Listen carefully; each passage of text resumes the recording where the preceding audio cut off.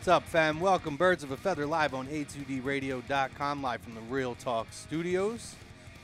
You got Chrome, Chucks, Ryan Brodo on the ones and twos. First half of the show brought to you by Gibson Mayer LLC, our certified public accountants. Make them yours, GibsonMayer.com. Our Scanzano Sports poll question this week: which position should the Eagles prioritize to upgrade as the trade deadline approaches? Running back, wide receiver, safety. Stand pat, don't make a trade. We'll continue to talk Birds talk. We also have opening tip-off happening now. Let's see. JoJo, get it. Win it! Win it! And there Good we sign. go. We might be a couple seconds behind because we're streaming. Yeah, so. we are. Yeah, we're probably a couple. But yeah. we got Sixers opening tip against Boston. That's going to be a lot of fun to watch tonight. I'm sure you're going to get some live reaction as we continue to talk Eagles. We'll sprinkle in some Sixers, I'm sure, at Delayed some point. live reaction. Oh, there's an air ball. Was that Rocco? That was Of Rocco. course it was. Ooh. Good start to the season already for Oh, Rocco. boy. Um, Here we go. Oof. All right. But It's okay. Markel Fultz in the starting lineup He tonight. is starting. JJ off the bench, so they're going forward with that. We're going to see how that plays out. I'm very hopeful this season for Markel Fultz, and I'm sure specifically the second half of the show, we'll definitely dive more into some Sixers talk. But this is Birds of a Feather. We are Eagles talk, and we're going to talk that. We'll talk trade targets. We'll recap this week's game against the Giants. We'll preview the upcoming game against the Panthers, and of course, no huddle. So, gentlemen, sorry, my phone delayed for a second. If you're with us, Instagram, Facebook, Periscope, YouTube, appreciate it. Looking forward to talking to the fam and catching up tonight. It feels like it's been a while because we had a Thursday game, a 10-day gap in between games this week.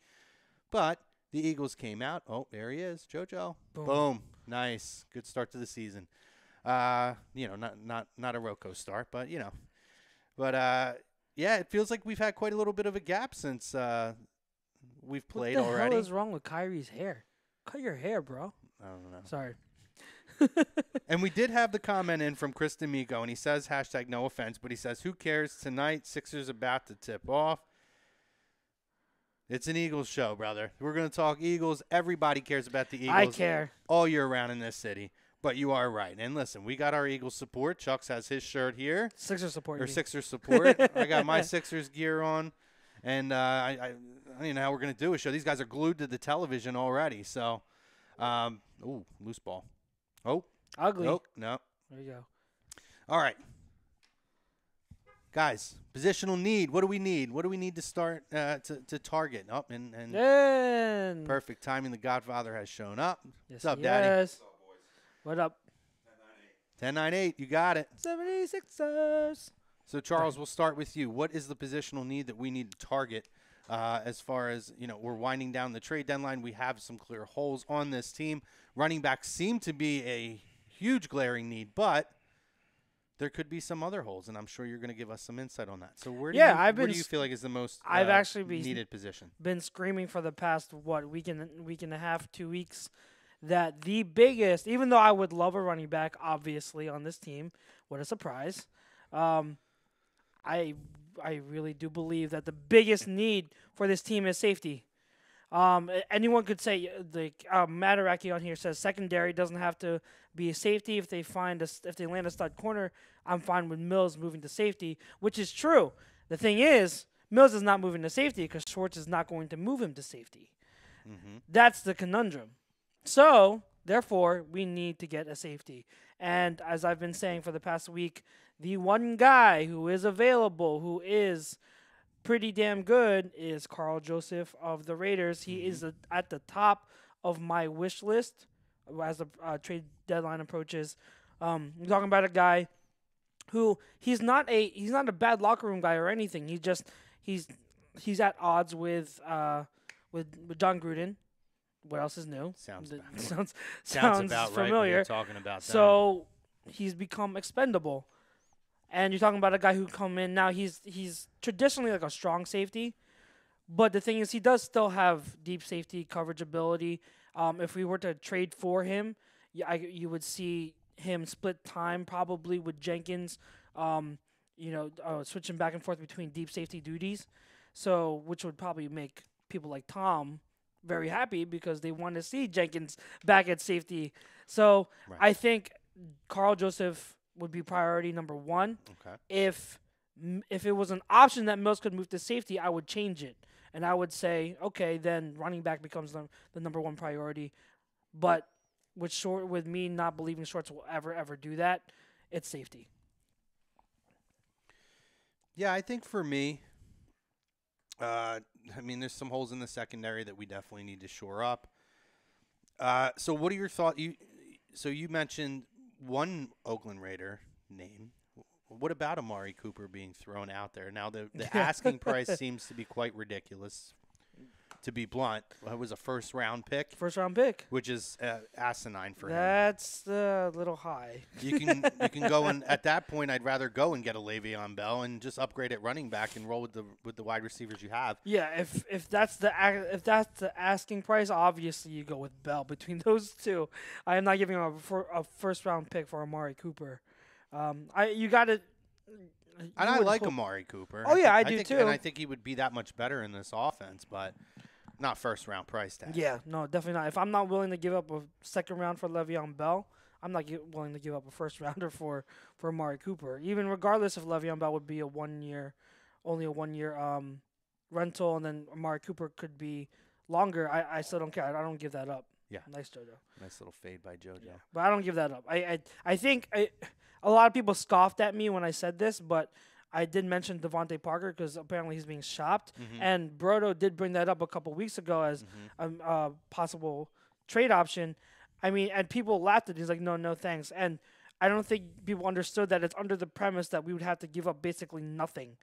I wouldn't give up more than a 6th-round pick for Devontae Parker. And at that point, that's practically nothing for a person who can be a deep threat that we're missing with Mike Wallace gone. So I think that's the other backup in terms of wide receiver options. Yeah, but it seems like there's encouraging news with Mike Wallace, which doesn't surprise me because I thought I had heard a couple weeks ago that they expected him to be back actually sooner than later. I hope so, yeah. That essentially when he's able to come back off of IR, he would have actually been in a position to where they expected him to be able to start practicing 2 weeks prior, and I believe we had a bye week at some point in between there anyway, and that they felt like he could be good and ready to go probably a week or two after the bye week, so which is fairly early enough that if that's the case, because I did hear a report too, that he's coming along nicely and they're hopeful he'll come back. If that's the case, that they really do expect him back this season, then scratch off wide receiver. I don't think we would need to trade for a wide receiver. Yeah, and I agree. Now, I don't know what the update is on Mac Hollins. Do you have an update on him? No, I haven't heard anything. Haven't heard anything on him. Because is that crazy that you haven't heard a word about him? I don't know. I mean, it doesn't sound good in his likeliness to return this season. If you've heard nothing. Yeah. And keep in mind, I mean, I don't know who else would be an option, but we only get 2 people on IR that we're allowed to bring back off of it. If Mike Wallace is one, you gotta figure out who's going to be the other person. Is it going to be Mac? And Jernigan wouldn't count because Jernigan is not on IR. He's on the NFI, so he wouldn't count. But I don't know. I don't know if there are other people worth, that would be eligible to be returned. I mean, I'm not really sure where I'm at as far as the stance of what the need is because I do still believe if you can go out and you can get a Le'Veon Bell or you get a David Johnson, you go and get them. You make that priority one. I think that missing a Jay Ajayi the rest of the season is going to be huge. I mean, the addition of Sproles back, it's going to be a boost to this running back core. But it's just with the last 2 seasons with him, there's a lot of unpredictability there and uncertainty. And going forward, then I'm looking at it's Corey Clement, it's Wendell Smallwood, and Josh Adams. And although I think that there's talent there, and I will say this about Wendell Smallwood, we talked about it when the season started, and since he's gotten an opportunity, he's earning that number 4 spot, maybe higher than that, maybe 3 Well, running now back spot. now he's definitely higher. Yeah. Yeah. Well, I'm not ready to crown him at the number 3 running back on the depth chart yet. But well, for all intents and purposes, it has to be. Then he's the number 2. But he's running with a purpose out there. He's earning it, and I appreciate that. I hope that continues. That being said, with his spotty pass, with Sproles' spotty pass, and really with Corey Clement, and we talk about all the time his lack of patience running behind the line and waiting and allowing the play or the holes to open up. I don't see that strong cowbell, and I do believe one way or the other you have to have a cowbell running back. And it showed last year when we got late into, what we always call the dog days in football of December and January, when you started seeing Ajayi emerge as that guy who was getting more runs. I don't see a guy on this team that I would feel confident in being able to take those extra reps to, create or have those big carries and essentially establish the running game forcefully as an Ajayi did or LeGarrette Blount at points. And just have the ability to create their own yards. All respect to Smallwood and Clement, but they're going to get what's blocked, but they're not going to create their own yards. If you need someone to make something happen out of nothing, those running backs aren't going to do it. Right. So I totally get what you're saying. Running back is definitely a close second to me behind safety. You missed last week's show, unfortunately, and Greg was able to fill in, and him. I caught a lot of the first half before I fell asleep. Me and him, zombie mode. We had a big debate back and forth where I stated my opinion on Bell and why I wouldn't. But the thing is, there are still other options out there that I would love at running back. Well, I know you talked Tevin Campbell, unfortunately. Coleman. I keep saying Tevin Campbell. That's the old R&B which artist. Is pretty much, you can say it's off the table Tevin now Coleman, with Freeman out. Yeah, that's Freeman off the out. table. That's going to be off the board. To me, again, both for Arizona and for us, it makes a lot of sense for them to move him, to move David Johnson. I think, they could get a lot back for him, and he's got what I would consider a fair, controllable contract that doesn't absolutely break the bank. He would be my number 1 option at running back, and then probably maybe a Le'Veon after that. I still like LeGarrette Blount. I think LeGarrette Blount, as far as a not an expensive price tag and a guy who could step right in and immediately play in this offense and make an impact, LeGarrette Blount is the most sensible guy to me. My only concern now is the inconsistency with the offensive line, to where that would be my concern bringing in anyone other than a DJ or a Le'Veon Bell, because I think that those guys can do enough to create plays or create opportunities for themselves, even if the offensive line struggles. They're just that kind of an impact player, as opposed to, we're seeing Carson get killed. And as strong as LeGarrette Blount is, there's a lot of mileage on those tires at this point. And I would worry if he starts taking a lot of hits in the backfield, his ability to, sustain and not break down as the season goes on as well. Going forward, and the more and more I think about it and more time progresses here, I brought up this name about 5 weeks ago when someone asked about depth at the running back position. I don't like this name, but Chucks, you and I have gone over this name numerous times, and if you were to ask me not who I want, because this person I'm about to name is definitely not who I want or anywhere near the top of the list, I think the most realistic name that's going to come here by the trade deadline, and it's not a risk move, it's a depth move 100%, and people won't like this name, but I think it's going to happen because I think Howie's going to get a safety and a running back, but neither of them are going to be flashy. It's not going to be Le'Veon and then big name. I think it's going to be smaller. I think Amir Abdullah is coming to the Eagles. And I wouldn't mind that. See, I'm like the only one in the world that wouldn't mind it because I know it wouldn't cost anything. Right.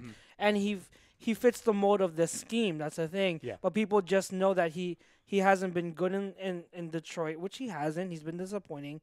And they automatically shove it off. But, if you want to talk about physical ability, I hate to admit it, in terms of being a runner, Abdullah would be the best runner on this team. He's still young enough to where a change in scenery, going to a winning team and just a whole kind of a cultural makeover for a guy. It could spark something. It could, exactly. There's still enough that he, plenty of time in this guy's career that he could turn it around. But you can't fault the hesitation for a guy who habitually has underachieved in his career. Yeah, Well, yeah. Every year we say this. Well, aside from coming into this year, up until last year, every year was this is going to be the year for him. I know. And it's just not happened. I know because I kept drafting him. Oh, in I know. fantasy. I learned Oh after my 1 God, year with yeah. him. I was like, oh, frustrating. And at the end of the day, listen, they're going to whether because a lot of people are panicking, like Ralphie included, like everyone's panicking. Oh, they're not going to sign anybody. They're not going to trade. They're going to trade for a running back because at the end of the day they have to. Because I'll give you 3 names: Sproles, Clement, Smallwood. What do they all have in common other than the fact that they have an Eagles uniform on? Injury? Correct, Chucks. So yes, Corey and Smallwood, they played well when they've had to, but they've also gotten hurt. So as much as we want to believe that, yeah, the combination of those two and Adams and Spots, who I don't think has much value on this team at the moment, and then Sproles when he comes back, oh yeah, we'll be fine. Everything will be sure, maybe, but they're not. This is going to continue where somebody's banged up, somebody's questionable, somebody's out for 2. This is the way it's going to go because if they're having injury troubles early in the season, players don't get healthier as the season progresses. No, this isn't a case of like, well, last year it happened more towards the second half. This year it'll turn around and they'll have a strong. No, it doesn't happen. Once you're beat up, you're beat up. You need the offseason. The wear and tear only gets worse. It's not like, oh wait, it's colder out, so my body feels better. No, that's not how. Oh, trust me, no, that's it not doesn't. how these things work. Unfortunately, if it did, then this is great. Your body does not get better in the good, cold get it weather. all out of the way early. So when it's ready for the push, the second half of the year. I'm going to get hurt when it's 73 degrees and sunny, not when it's 20 degrees and snowing. But no, I think Amir Abdullah is going to be the move, not because I want it. Like Chuck's, I'm fine with it because we're not worse with him. Exactly. But it's a depth move to keep Adams off the field, or if Sproles gets hurt, or to have another viable body. It's another option that's not going to cost us anything going forward. Yeah, and it's a Howie move. I have to say, as far as running back goes, I don't need to have the sexiest name, but I don't want them to stand pat. That's the one position that and probably safety or somewhere in the secondary making a move are the 2 spots that they have to do something. I don't care if they're both depth moves of guys who are pros who can go out, maybe not the most dominant guys, but can fill in adequately in those positions. They have to make those moves. Oh, though I think I think by the deadline they're going to make 3 trades, not like trades like what you've seen now. These little rinky. Do you think Nick Foles goes? No, I don't think so either. No, nobody wants him. Nobody wants him now. Cost. Nobody wants him now. Somebody brought up on the dial when I was driving up here, like, oh, trade Foles to the Giants and get Sterling Shepard. Number one, why are the Giants in business to make us better? Yeah. Two, why would we trade to a division rival? Well, also, why do they need to play Nick Foles? They're not going to win anything. They need to play the 40 kids that they have drafted that they haven't played so far. It's like 40? They have guys. They let go of Davis Webb. Well, you understand what I'm saying? It seems like every year they're drafting somebody, then they cut him. Yeah. Like, who's this guy, Laletta? Yeah. Kyle Laletta, yeah. But he's not even dressed on game days, by the way. Keep Eli in the league, New York. I love it. Running down the family over here on Facebook. Andy Ritter, y'all have a good show. I'll be watching SmackDown 1000. Just wanted to show some love. Appreciate it, Andy. Andy does this very ring. What up, Andy? They drop that show at around noon on Mondays with him and Jax. Tom Arnone, thanks for stealing our topics Wednesday. Hey, buddy, that's the benefit of running on Tuesdays. You know what? It was because Tom was sick the other night. Yeah. It's a carbon copy of Is it really? Carbon. I'm thinking to myself, I'm like, was Chuck CC'd on the criteria? How did he In fairness, we pretty much our show runs close during season. We run a very similar formula as it goes. Now, as far as the poll question, take it up with this kid. He's the one that comes in. I had a hard time deciding what the poll question was going to be, and that's what I decided on. It's literally word for word. That's so funny.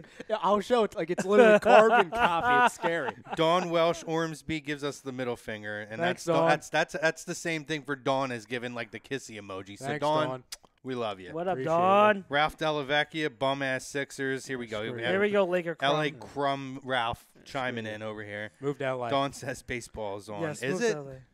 Baseball is done for me. Is it done for you? When the World Series starts, I'll watch. I don't care about these. I hate every team in it other than the Astros, so I don't really care. Frank Vespi, hey, yo, sorry. Oh, you're going to have to read it. I can't read his. Can't read the- I can't read he says that the same one. thing every week. You know what he's gonna say. He says, I'm going up. I'm getting there. Okay. Hey, yo. Sorry to bother you at work. Priority number 1 for me is a running back. Need to lock up a long-term solution either by trade deadline or free agent or the draft. Safety is number 2. Says Hollins is still on IR. Damn hernias, which we knew. I just haven't heard anything as far as is there a timetable or not a timetable for him to come back. It's just been air silence. Done. Yeah. Mark Monique says hello from Michigan. What's up, buddy? Appreciate you chiming in from Michigan. Whoa, from Michigan. Says still would be nice to land a running back. Kevin Godwin says, what about using Goddard as a 5-yard goal line fullback type of person? Yeah, like a fridge. Yeah. Listen, man, I'll say yes to any option of getting him the ball more. I don't know Yeah. I still don't know what He's they're doing. playing really well. Yeah. He's playing really, really well. That's why I don't He think we need a blocks well, receiver, too. to be honest. Yeah. Because if you go with a 2 tight end set, you see the factor Alshon is, and you have Aguilar. Yeah. Right. And then Jordan Matthews for 2 catches and a drop. Like, then you're good. For all the hoopla over Jordan Matthews coming back, He he's hasn't been bad. filled the role Yeah. that we expected. Of a 4th wide receiver. Jordan Matthews' first tenure here, he was looked at as the number 1 wide receiver. Yep. He's playing the role as a number 4, and what is he doing? He has a rapport with Carson. When he makes a play, it's a big play, and it's in important, crucial times. So, again, wasn't a bad move. What his 2 Wasn't catches? a bad move. His 2 catches were what? Both third down conversions. Am I wrong? I believe so. Well, And was the touchdown. The touchdown Yep. too. And Well, I the meant- other I was one- on- yeah. Oh, I was you're on- talking about in this game alone. just in this game. Oh, alone, yeah. No, yeah. listen. What people like Ralphie, I'll call out Ralphie again because it's fun. Oh, I love calling out Ralphie. Well, tonight's the night we can do it because he's an LA. Yeah, he's Crumb coming to tonight. us. He's coming to us. He's not a Sixers fan, and he's He's not a Philly fan. He's an LA Crumb. He was panicking about the signing, saying, "Oh my God, this is going to ruin the culture." yeah. Listen, yeah, it's shut up. Yeah, you can see he's that. not supposed to be, like you said, Crumb. It's not supposed to be a number 1, option. If he's fine, that's the job. He's literally just supposed to be a body that's Yeah. not Kamar Aiken. Right. Yeah. That's all he's supposed to be. So we can get 4 wide receivers dressed. And he's best friends with Carson, so even better. Yeah. Kevin says, keep pass catching backs as your main go-tos and work more of pitch like runs. Justin Pope says, it's Detroit. I'm all for Amir. Frank also says, I wouldn't mind Abdullah. Underwhelming at Detroit, but could be a nice depth piece. Read Zeke's want He list. says wants Amari Cooper for wide receiver, for running back, David Johnson, C.J. Anderson, Theo Riddick, and Bilal Powell. Safety, he wants Kaha Clayton Dix signed next year. Bilal Powell. How are you going to get? You're not going to get they're Bilal not- Powell. they're I was not gonna say, moving. why is he? I mean, I wouldn't mind him, but they're not going to You're get not him. gonna He's get not Bilal getting Zeke, I love Saquon Barkley too. But you're not going to get Saquon. Zeke, I love you, but Bilal Powell. I'd be you're not- surprised. I'd be surprised if Detroit gave up Riddick too, because they like Riddick Yeah. in his role.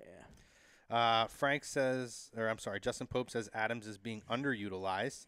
Mark asks, do we like Jordan Howard? I like yeah, Jordan I don't see him Howard. getting traded. Yeah, we'll never trade him.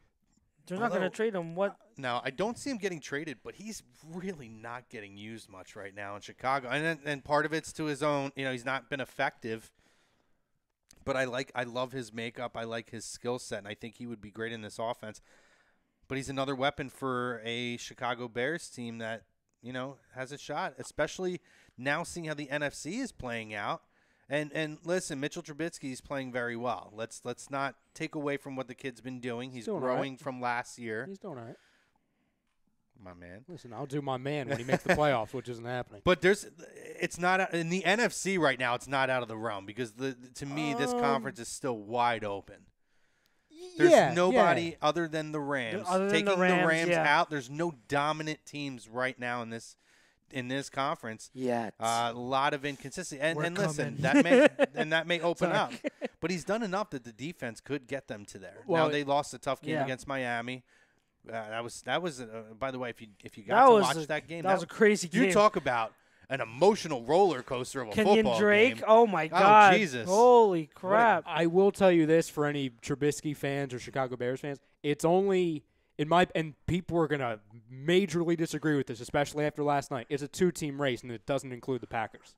No. The Packers are the biggest frauds in the NFL because they're literal game plan. And Aaron Rodgers is a god, no question. But it's literally, oh, we're going to play bad for 3 quarters, and, oh, hey, Aaron, can you save us again? Yeah. After a while, especially if he keeps Fair getting point. hurt, he's not going to be able to save you, Green Bay. Yeah.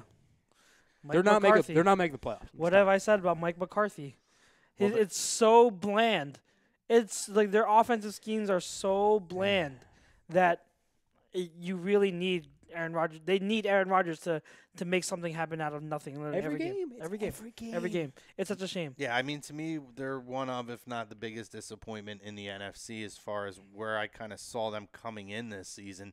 And to Rod, I thought Rodgers was going to have a monster year, and those flashes are there, but it's pretty clear that leg injury he suffered earlier in the year has hampered a little bit of his ability as well. Well, this is why, and I brought this up to you guys when we were doing a list of who Le'Veon could be traded to, and we came up with 5, but I added the 6th, which was Packers. Yeah. If I'm Green Bay, and they won't do this because they're Green Bay, they don't make any. Right. Trade for Le'Veon, lock him up. I mean, that literally changes. I mean, you're winning that division with Le'Veon and Aaron Rodgers. Yeah. I know Ty Montgomery's doing a good job, and they're doing a committee over there. I don't want to say anyone's doing a good job. Montgomery had he's done okay. For what he is, yeah. Yeah, he's done okay. For what he is, but he's not a running back. He's a receiving guy who takes a few carries. No, I understand that. Yeah. But by the way, real quick before you go, I get so annoyed about his damn number. If you're gonna be a freaking running back, change your number to a running back number. Seeing 88 back there constantly, it's annoying. You're not a wide receiver anymore. You're a running back. Change your damn number. Go ahead. Sorry. Oh no, I digress. Okay. I'm just saying it's annoying for someone like me. I hate seeing that number 88 in the backfield. God. It's one of those things, brother. Frank said, I made the graphics for Agree to Disagree. I had to do a double take with the topics. Talk about the mirror imaging. Curry Chris says, I don't know why they're not using Adams. He is chiming in from Mississippi. So what's up, Curry Chris? What's up, brother? We got some random places. That's awesome. I love asking people where they're chiming in. Yeah, I love when people chime in from random places. It's awesome. Frank says he said back in the preseason he heard week 8 for Hollins, but he hasn't heard anything since, and I haven't heard anything since then. Yeah. Chris says Mississippi repping them birds from the dirty South. Love it. Andy John, hello from Wales. Woo! Love that, my Going man. international. I'll tell you what, I'm digging it. Well, welcome, guys. For all you, if this is your first time checking us out, thank you. Welcome. Hope you check us out and everything else on A2D. We got a lot of sports talk going on this station. Good talk. We talk directly with the fam. So we appreciate you guys chiming in. I can't read Doug's comment because Facebook hates me again. He says throwing out some different running back different names, and notice it was my last running back name. I don't know what he means by that. Talking about Bilal Powell. Oh, Bilal Powell. Okay. Yeah. All right. Mark says he's talking about McCarthy. He says he's on thin ice. And Doug Zeke says Bubba Franks, number 88. Yeah.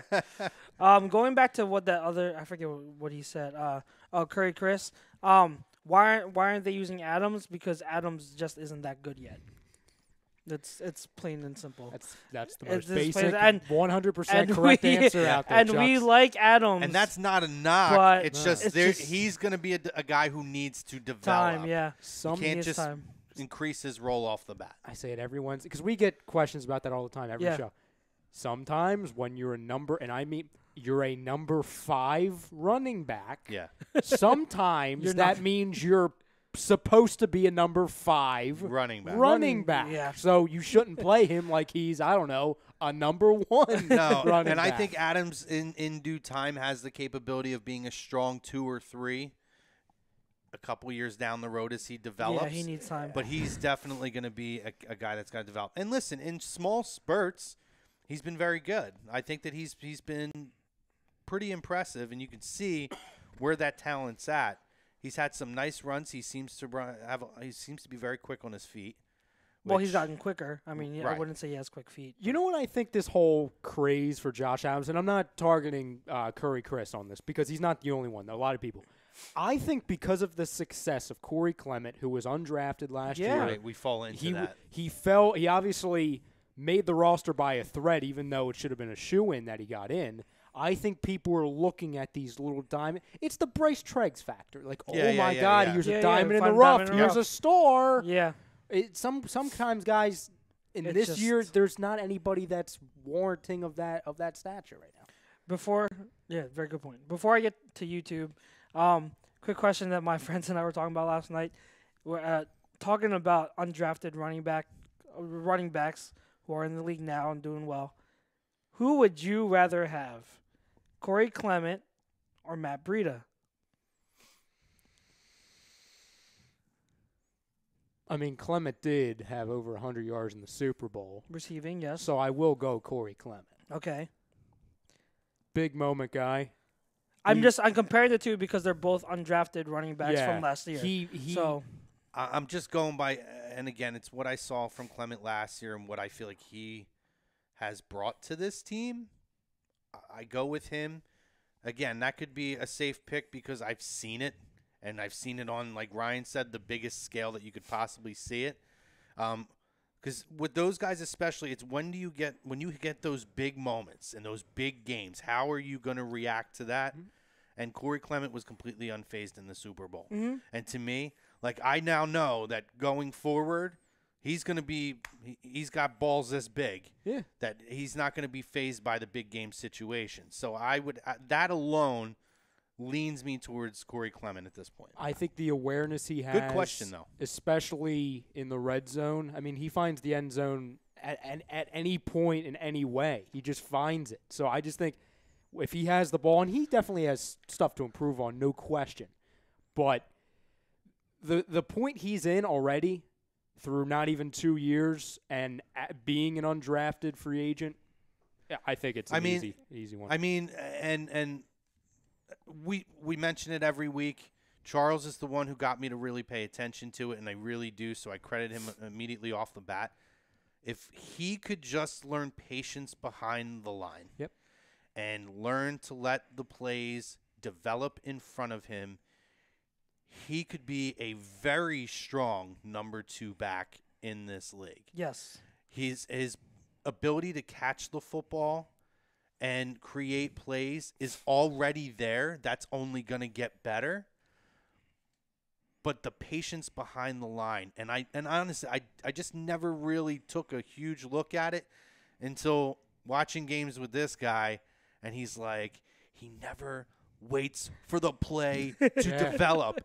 And week 1 this week, or this year, I think, was a huge one. Yeah. We watched 3 or 4 straight runs where he just got the ball and ran right into the back of the offensive lineman.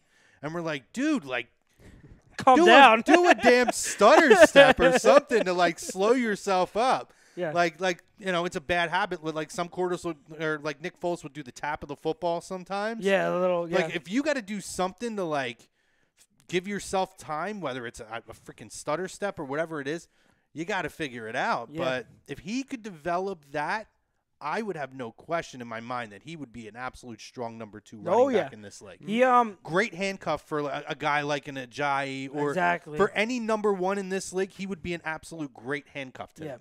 To answer my own question, I'm definitely going Matt Breida. I don't know if you guys realize that Matt Breida was leading the league in rushing at one point. I think 3 or 4 weeks in, leading the league in rushing. Matt Breida's development from last year to this year has been phenomenal. Yeah.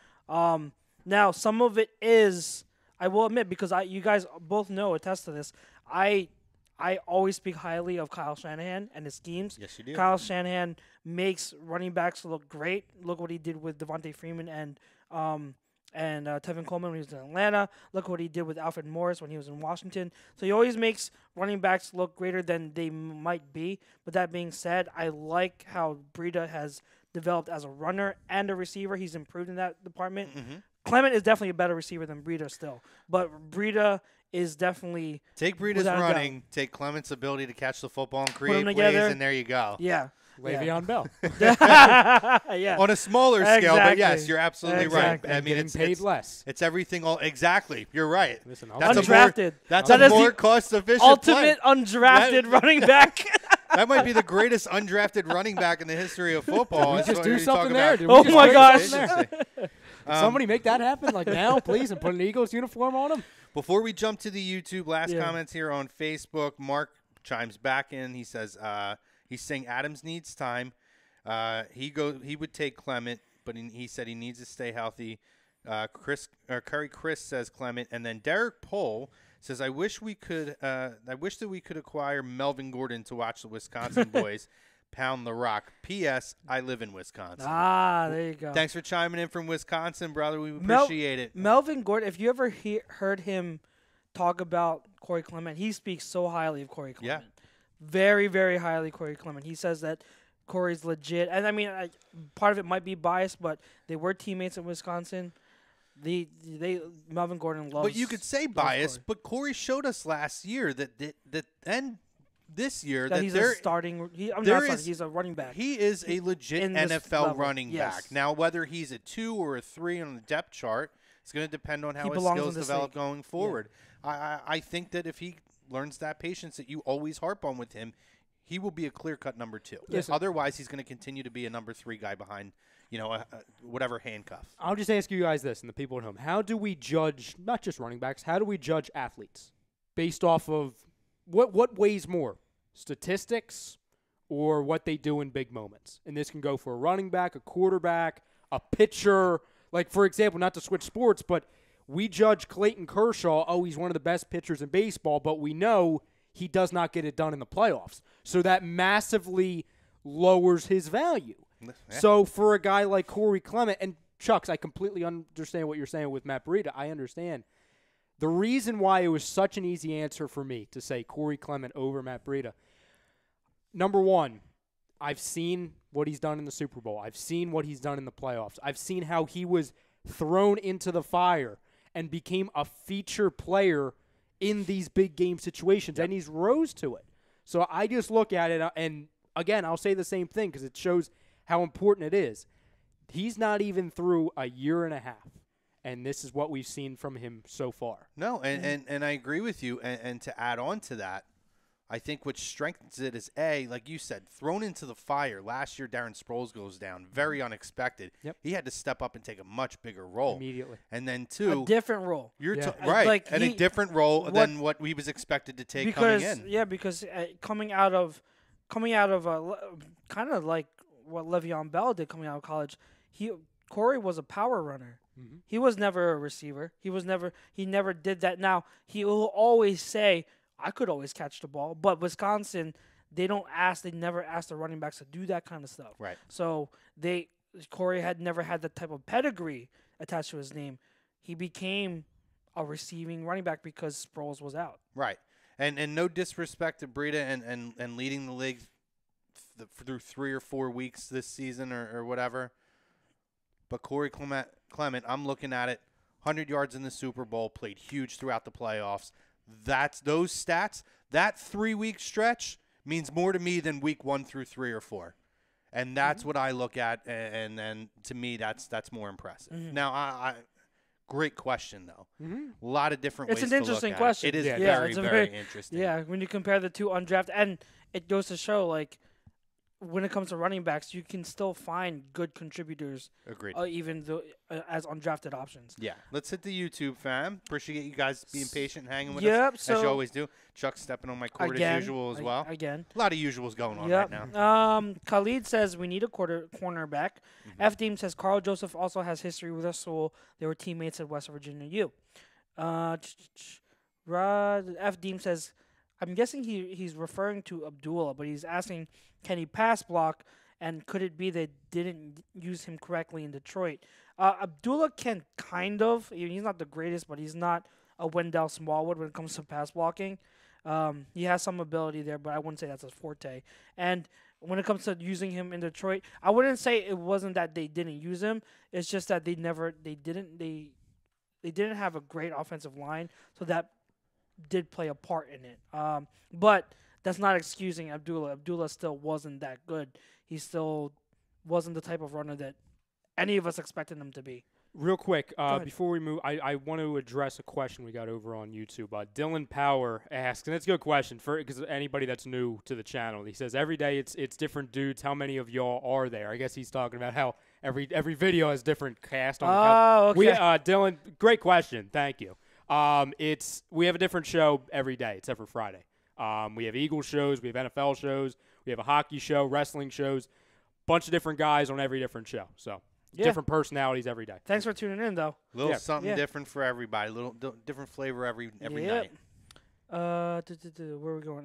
ASMR says, "Sup, boys." Sup, ASMR? What's up, ASMR? So does Two Gun Tommy says, "Sup."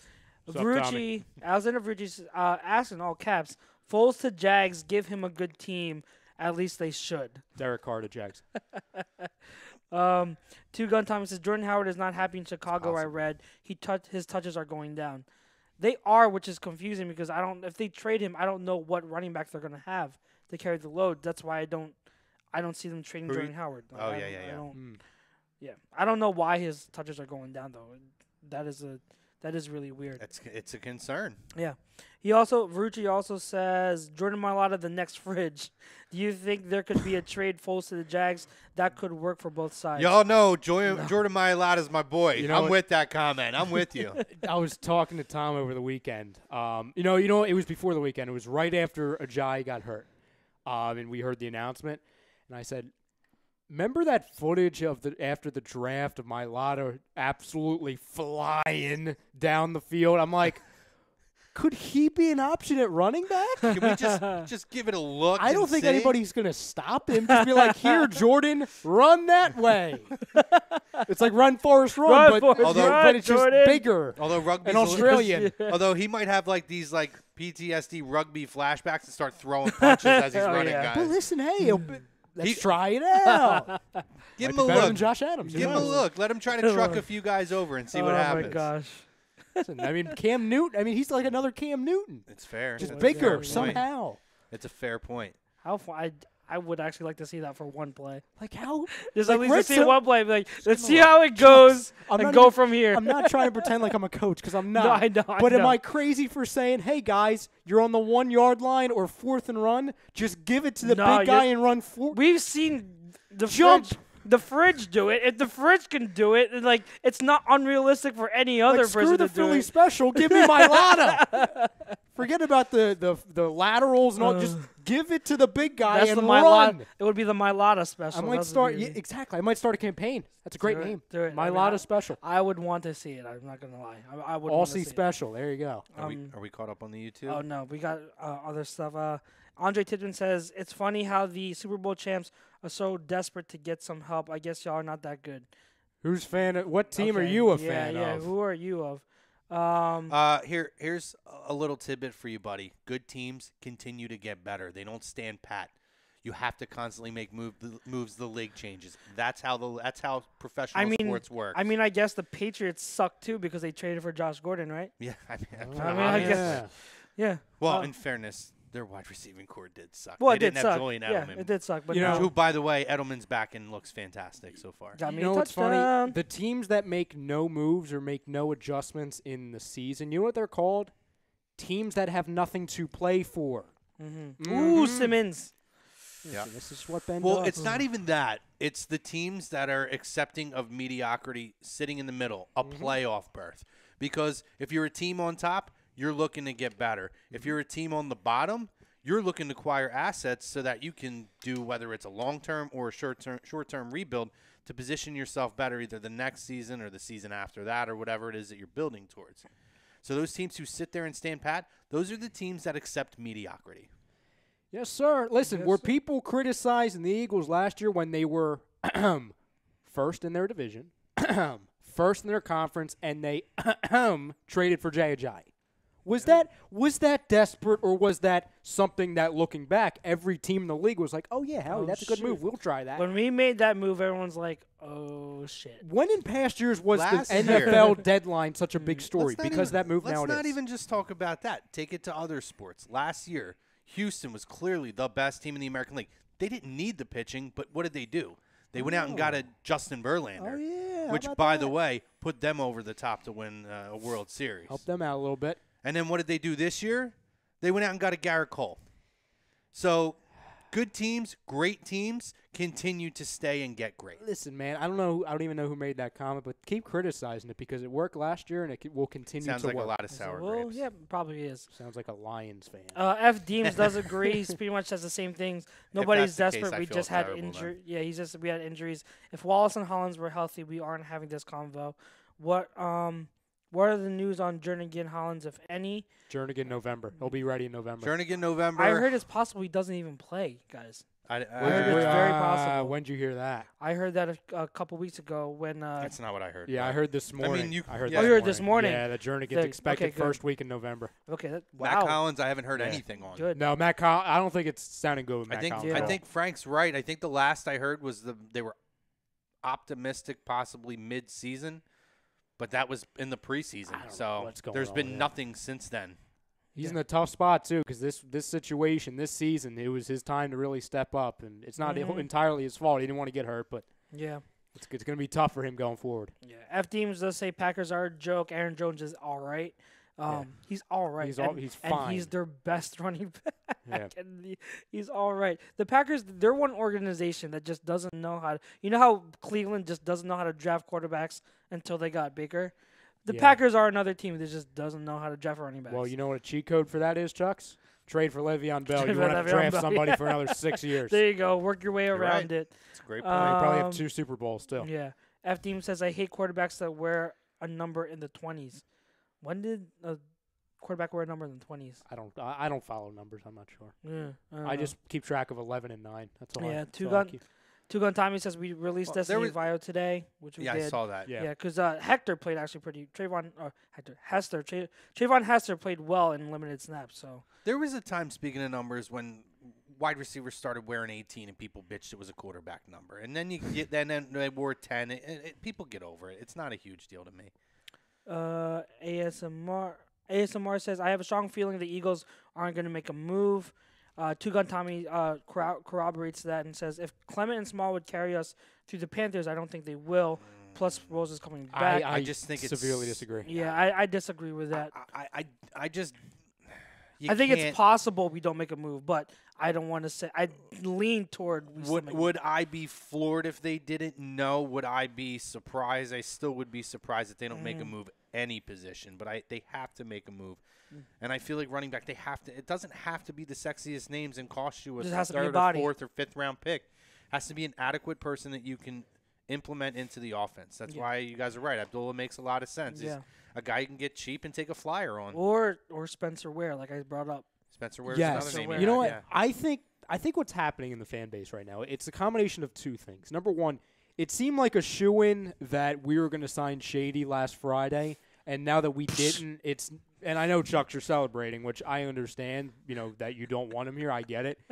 And I think the second part of it is the quote and the report right after that game on Thursday that Corey Clement talked to Howie Roseman and said that they can handle it on their own, and Howie said, prove it. I think people are putting too much weight into that. And going back to last night, Corey was being interviewed last night. And even he kind of has changed his tune a little bit to where last Thursday it seemed like he was very adamant of, hey, we don't need anybody. It's us. We're good. Last night he's like, well, I guess it wouldn't hurt if we brought somebody in. So I don't know if that's his feelings kind of changing or he's starting to hear – through the organization that, Right. okay, something's happening, so I might as well Possibly. like And you it. know what? I don't even think it's even just that. You're talking about they came in and this week he's the lead back and Wendell Smallwood is your second back, and those two guys were relied on heavily. And maybe a realization came in that we still got a bulk of the season left, and we got to stay healthy so that we can make a legitimate playoff push and get back to the Super Bowl. And maybe the realization sunk in that even if it is an Abdullah or a Ware, whoever it is, it's another body there to Alleviate take some of the yeah. load and keep us fresh. And I know, people like Howie Roseman and GM should not make moves based off of panic, off of what ifs. So I can throw the scenario out that, oh, wait, if we don't make a move and Corey Clement gets hurt week 10. Oh my God, what are we gonna do? What are we gonna do? I could say that, and it's a smart that's unfortunately that's very possible just given the history of his career and especially this season. But I just think going forward, number one with the health, which we went over, that Sproles, Smallwood, Corey, 3 guys that are left right now, all have injury troubles. I could also say as well, looking at the landscape of this league to where most of these games are won 30 points, 40 points, and in the playoffs it's only going to get higher, you can't settle on we're fine here.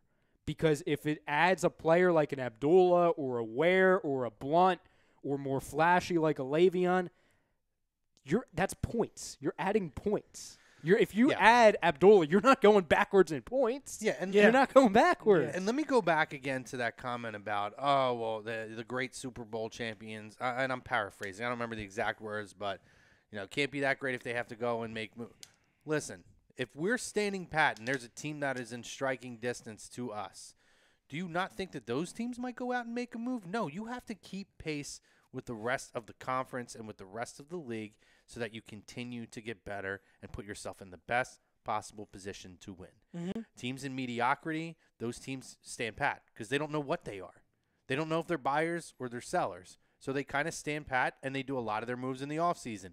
It's the teams that are at the bottom and the teams that are up towards the top who have a chance, who continue to make moves, which is why I believe that Howie will make a move. When it's needed, Howie has gone out. He's made smart moves and gone out and done what's necessary to fill roles. And it wasn't always the sexiest names. Now, we went out and got Ajayi last year, but then he went out, and whether it was making a trade or it was making signings, he went out and got, Will Beatty last year. And he made little additions to add depth to this roster. And I believe that he's going to do the same now. I'm off we're going to go and make a major trade for a big name.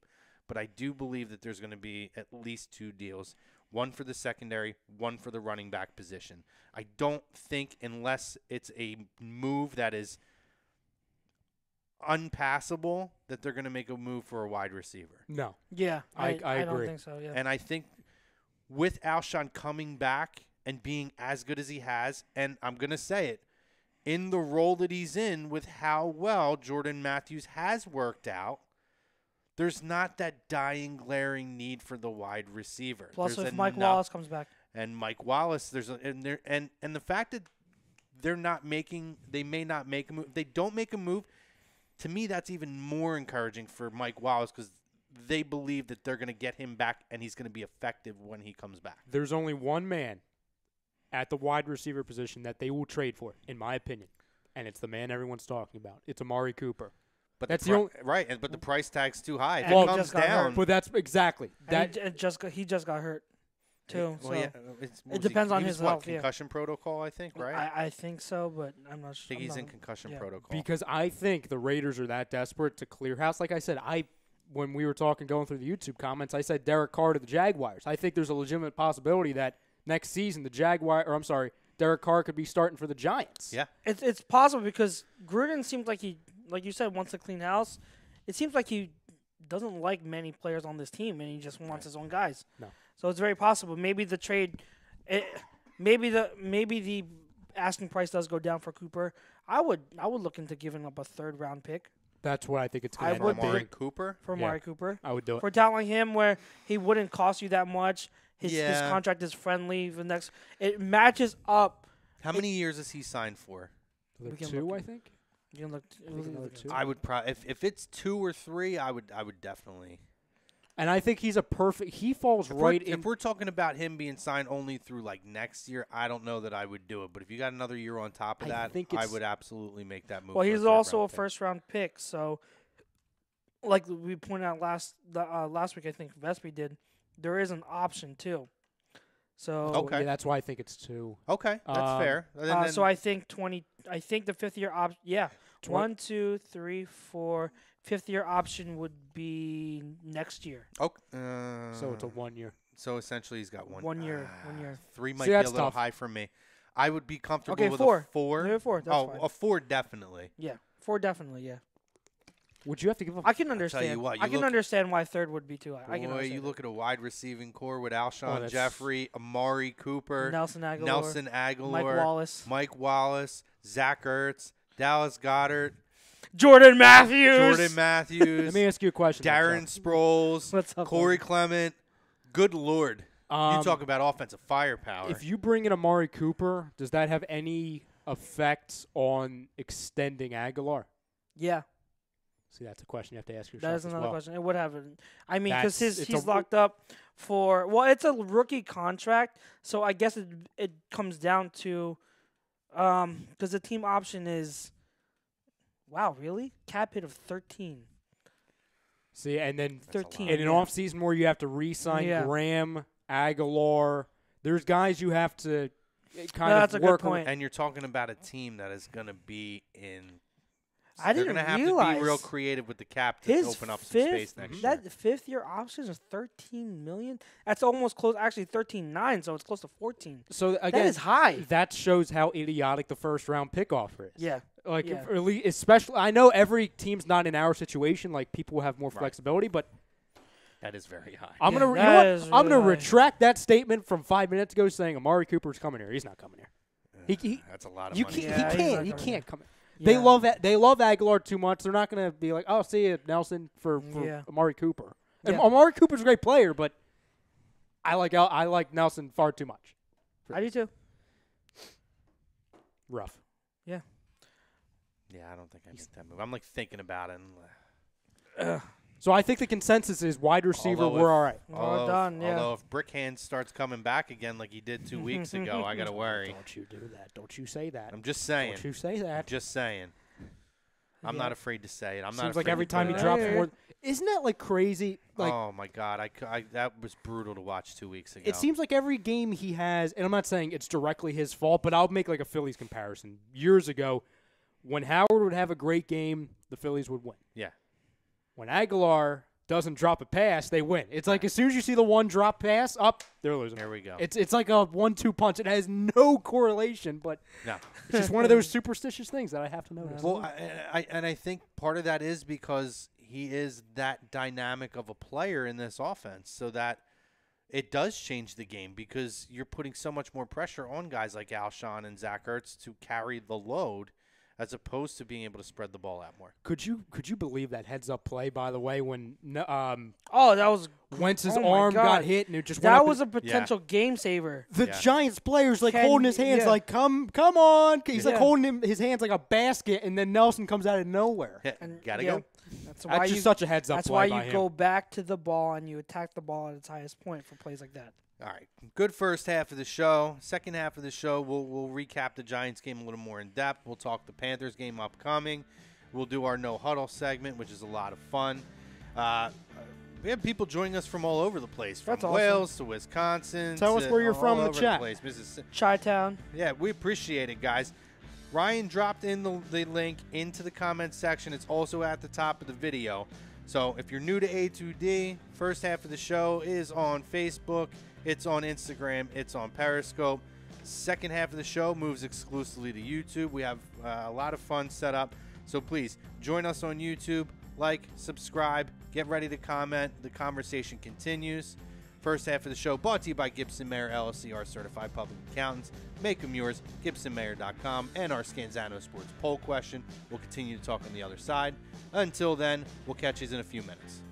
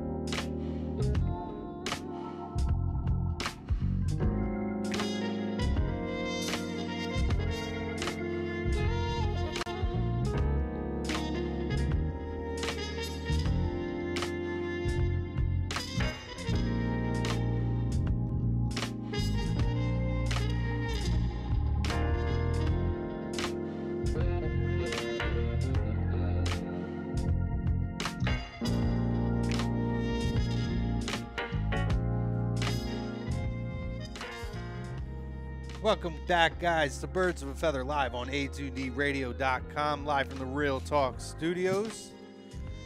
We got Chrome. We got Ryan Broder on the ones and twos. Hey, man. We got Chucks. Unfortunately, what, did we lose it?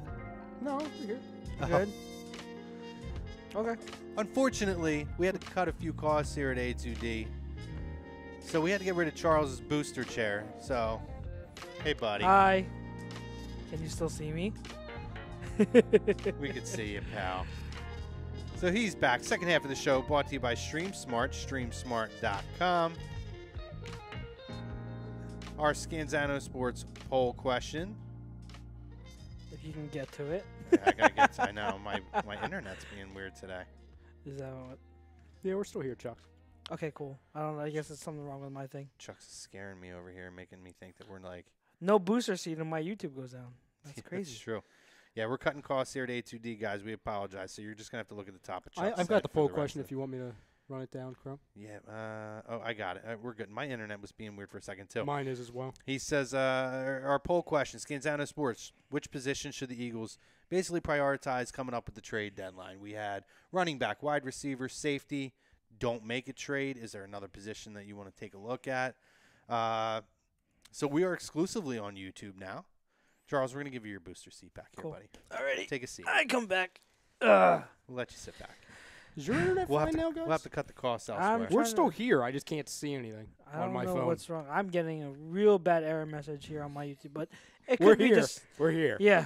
Okay, as long as the feed is still good, then I'll figure out what's wrong with my computer. Oh, the YouTube app crashed over on my phone. Thanks, YouTube. It did on mine, Did too, it? but it seems to be back. Is it All I working? know is, Moving a hey, little slow. we're live.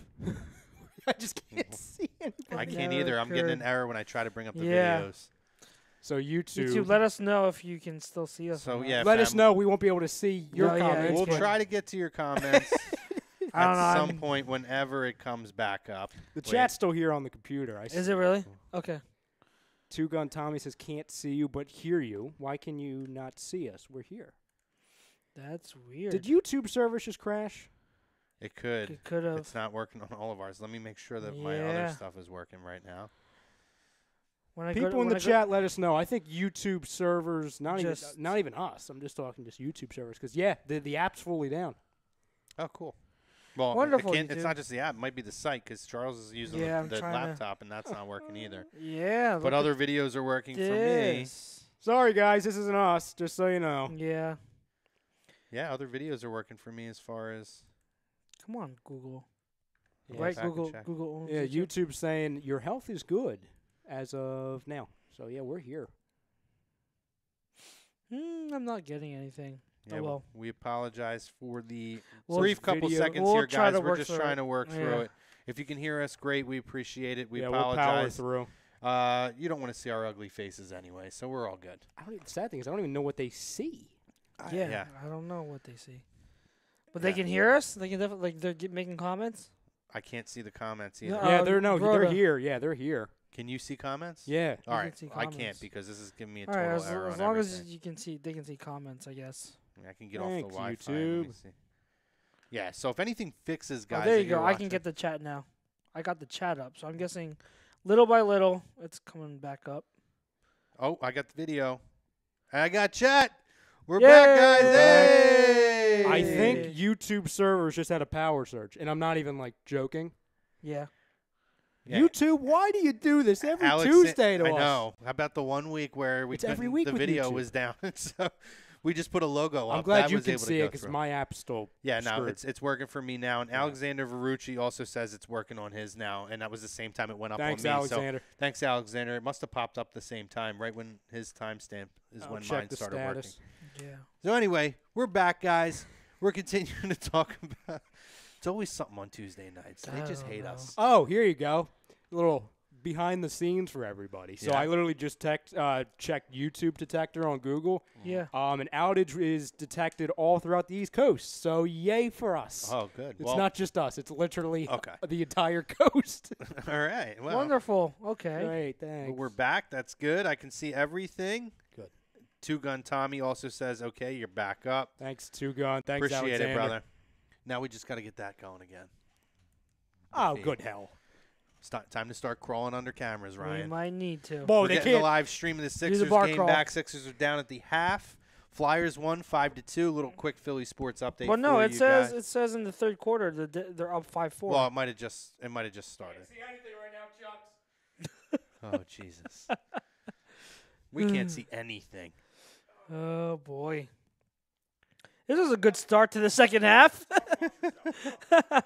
All right, so listen, Thursday night, Eagles Giants. Yeah, let's start the recap with the I think Eagles this game. was a game that the Eagles needed. You think? And listen, first of all, I can tell you, I got a lot of texts from Giants fans who were saying how brutal it was for them to watch.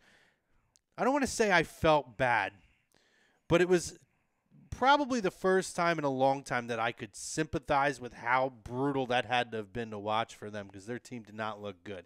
As far as we go, you need games like that, especially with us kind of still getting our footing back under us with Carson coming back. You know, we've been stumbling a little bit over the previous couple of weeks. Sometimes you just need that confidence-boosting game to get a little bit of momentum built, and I felt like that's what we had here. I felt like Ronald Darby had a hell of a ball game. Oh, We Ronald talked about Darby. that. And he was a guy that I felt like needed. This was the Ronald Darby that I felt like we were expecting to have, what we had heard talked about coming out of the preseason. So hopefully that's a momentum boost for him in the secondary, which is a boost for our secondary. I felt like Jalen had a little bit of a better game. He had a better game. But it was very clear that the Giants were targeting Jalen Mills. I think the was it second half, there was 3 straight passes that went in his direction. Yeah. I believe he gave up one, might have One big broken one. up one, and then he got lucky on another one that was misthrown by Something Eli like that, yeah. Manning. But yeah, I felt all around it was a good confidence boost. Nelson came back, got snapped out of brick hands, and Alshon Jeffrey, and it just kind of shows you why he was the number one guy bought in. Coming off of injury, 2 straight weeks, huge games, and it's great to see. Again, we've talked about it where last year you had to wait for that chemistry between him and Carson to develop. But now that it's there, I mean, these They two already guys have it. They're just these clicking. guys are clicking on all cylinders together. Carson knows exactly where to place the ball for Alshon. And again, another strong game from Zach Ertz. Jason Peters, I believe he's Torn bicep. Yeah, so But he's saying he's going to he's play going through to try it. to. They said that he should be able to play through it, but that's a another. mistake. It's another sign. I mean, maybe a week or 2 off. He then wants give to him a play shot. through it. He wants to play through it. Here's And here's the thing, though, Chucks. He's already struggling with health on his lower body. Yeah. Then with the torn now bicep, now we're going to take the upper body away. Yeah, that's going to be a problem. there's a point in which you say as a player, and listen, I don't know the extent of his injury like he does. So, listen, I know he's a competitor. I get all that. But you have to understand, Live not video you. went down again. What happened? My live video went down again. yeah. Which is funny because right before that, a little bit before that, Alexander Ferrucci said, "Hold up fingers and I'll tell you how many are up." YouTube chat, let us. It's still giving me that. It's No, still giving me- I have the chat working, so that's good. Again, we apologize. It's out of our control. It's Yeah, a it's not YouTube us. issue on the East Coast. So, we'll pop in and out. You'll see our beautiful faces when you can. If not, enjoy the audio, hopefully. We appreciate it. Keep commenting in. We'll continue the conversation. But continue, Ryan. I didn't mean to cut you off. No, it's all right. I just think there's a time in which you recognize as a player that you're going to do more harm than good. Yeah. And listen, I hope Jason Peters proves me wrong, but he has not played well before the bicep injury. Now, given the extent of the injury, I don't care if it's, you can play on it or not. Take a few weeks off, get to the bye, see if Vitae can do what he did last season, and then go from there. Well, I wonder if there's concern the offensive line has struggled this season at points. And I wonder if the concern is there that taking away a Jason Peters, even if not at 100%, but with the ability to continue to go out and play, even just from a respect and reputational standpoint, weakens the offensive line that much more to where there's a concern with them with that. Maybe is that something we need to look at? Go out and make a move for the offensive line? No, I doubt it. No, because there's nobody And that's of true. There's note. nobody of note. And that's We fair. actually have more depth than a lot of other teams. That's fair.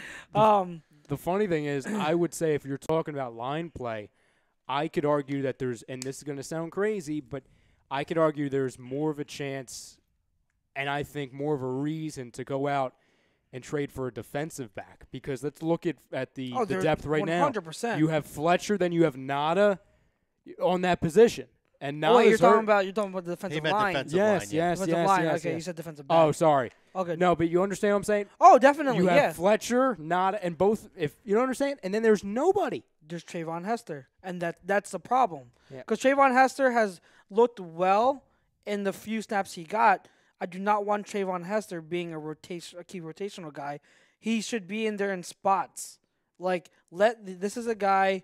I think he's a second-year player. I could be wrong, but he's a young player who's shown some flashes. Let him play in spots. But if you're down to Cox and Nada's still banged up, that's an issue. And remember, that is an issue I did bring up in this past offseason, that depth of the interior defensive line is a concern. So I definitely understand it there. Hopefully, what you said about Jernigan coming back, hopefully that's true. What is that? It's another comment. No, I'm searching. I just searched YouTube on Twitter. The entire country's panicking. Well, The entire country's YouTube panicking. runs every. And the funny thing is, now the video's up and I lost the chat again. Oh, Yeah, God. I'm The looking on video my. went up and I lost the chat. I'm looking on my subscription page, and all it's giving me is 2 videos. Something about Jake Paul. That's all it's telling me. So YouTube's broken right now. I got the chat. All right. Well, you got the chat and I got the video, I so have we're the good. chat, but I don't have anything else. Oh my gosh. Anyways, I think when it comes to Peters, though, I get what you guys are saying, and it could be legit. Like, maybe the smart thing is to let Peters rest for a little while, because with Vaitai, if he has, it's not fair to Vaitai too, because he's now expected every single game to come in there with no first team reps during the week and sub in for Jason Peters, who every game has to come out for at some point for whatever period of time, however many snaps he has to come out. Big V has to go in and sub in. It's not fair to Big V, because that's putting Big V also in a bad spot. Right. So I totally get what you're saying. The other side of it, because I don't have a firm stance on it. I don't have a problem with approaching it either way. But the other side of it is Big V has earned the right as that veteran to, if he wants to play, he plays. And he's shown that he's still a starting left tackle in the league. And until he proves otherwise, and until he is the one himself to say, I'm out, you start him. So I get that aspect of it. I don't have a preference either or. Whatever the coaches decide, whatever the players decide, we're just going to have to roll with. I mean, am I crazy for saying at least sit him a week and see what Mailata's got? I don't think you're crazy. Oh, for Mailata? No, Mailata's not ready. They would start Matt Pryor before Mailata. I don't know. I just want to see what the kid's got. I Of think course it's we early do. enough in the season Of course to give we him a do. shot. But not against like someone like the Panthers, who don't have a horrible defensive line and defense. You want to put him up against that? Yeah, If why you're- not? He might punch somebody in the face while he's out there, but God. whatever. Yeah, But I don't know. But like that's just me. I just want to see No, this I kid out definitely on the field. I I think he's going to be fantastic. I definitely understand. What were we talking about? So talking about Jalen Mills. Jalen Mills, in terms of the Giants game, he definitely played better. They targeted him. The And thing is get, with him. get used to it, guys, because that's going to be the pattern now every Oh week. yeah, it is every He's week clearly going to be the guy who's targeted as the weakest defensive back, and they're going by to far. try to get the matchup advantage with By him. far. Though the one thing though that helped, because to the other point you said, Darby had a great game. Darby played so well. One thing that really helped both of them, especially Darby, was Schwartz finally mixing things up. He finally mixed up his schemes to the point where he still played primarily cover 3 and single high safeties, but he mixed in more like 2 high with cover 2 or 2 man or quarters coverage where you're playing half of the field with 1 safety, the other half with 2 safeties. Like he mixed them up, cover 4, cover 6. He was constantly mixing up the coverages now, and where you got to see more Jalen Mills and Darby play more up toward the line of scrimmage with safety help over the top. And that one play, the one pass breakup by Darby, where I think it was against OBJ, a pass to OBJ, where he broke it up on beautiful. That's textbook. That's how you want to play in a cover 2, because you have Darby who's playing up, lets him go, plays trail technique, and then uses his recovery speed to catch up to the wide receiver and break up the pass. And you had the safety over the top. I forget who it was, to help with the deep route. So that was beautiful. I was glad Schwartz came out with a great game plan. I know everyone's going to talk about Saquon Barkley, but the defense clearly came out with a game plan of let's stop OBJ. Let's prevent OBJ from having a game. Then everything else will come after that. Mm-hmm. As a result, obviously Saquon Barkley had some big plays. But at the same time, you take away, I know this is it's a big disqualifier. I get it, and I'm not saying Saquon had a bad game by any means. But what I'm saying is, if you take out the 3 big plays he had, all the other plays he had were for no gain or negative loss. So it's not like he was continuously gashing us. It was like no gain, loss, minimal gain, no gain, loss, and then big gain. He had the 3 big plays, but that's it. So to some capacity, we didn't let him kill us, obviously. Yeah, and two, the biggest thing with the Giants right now, and you and I have had this discussion many times, you being a big time running back guy. And the whole Giants situation, just talking about their offense for a moment, it's the perfect example of what I've been saying for a while, and that is, and why a lot of people were saying that even given how Saquon is, he's fantastic. He's one of I think he's the most talented. We put out a question on our Facebook and social medias the other day, and we asked, who's the most talented player in the division? Wentz, Beckham, Barkley, or Elliott? And talent, the word talented instead of importance or best, it's different. I could make a serious argument, and I will, that Barkley's the most talented. Mm-hmm. So, with that being said, though, and not to disqualify the importance of a running back, but it perfectly shows how I've always said the running back is the perfect complement to the quarterback. And if you don't have the quarterback, the running back cannot win a game or do anything for an entire season on his own. Yeah. That man has carried the team. He is the absolute face of the team. They're 1-5. He was the reason why they scored. Yes. Legit, have you ever seen okay, well, Aaron Rodgers last night, but have you ever seen a running back literally be the reason why his team scored all of their points? No. Just I haven't seen that in such a long time, where literally, if it wasn't for him, the Giants would have been shut out. Well, their offense right now is literally, okay, 5-yard pass to Saquon. Yeah. Oh, run the ball to Saquon. Oh, Saquon is over here. Give him the ball over there to Saquon Barkley. That's literally their offense. Their offense, and it's a bunch of Eli Manning passes short, where they don't throw deep, and that's a lot of that is a good portion of that is scheme, is Pat Shurmur, but also a good chunk of that is the fact that Eli Manning just flat out sucks, and we've been saying that he just sucks. He is past. He's done.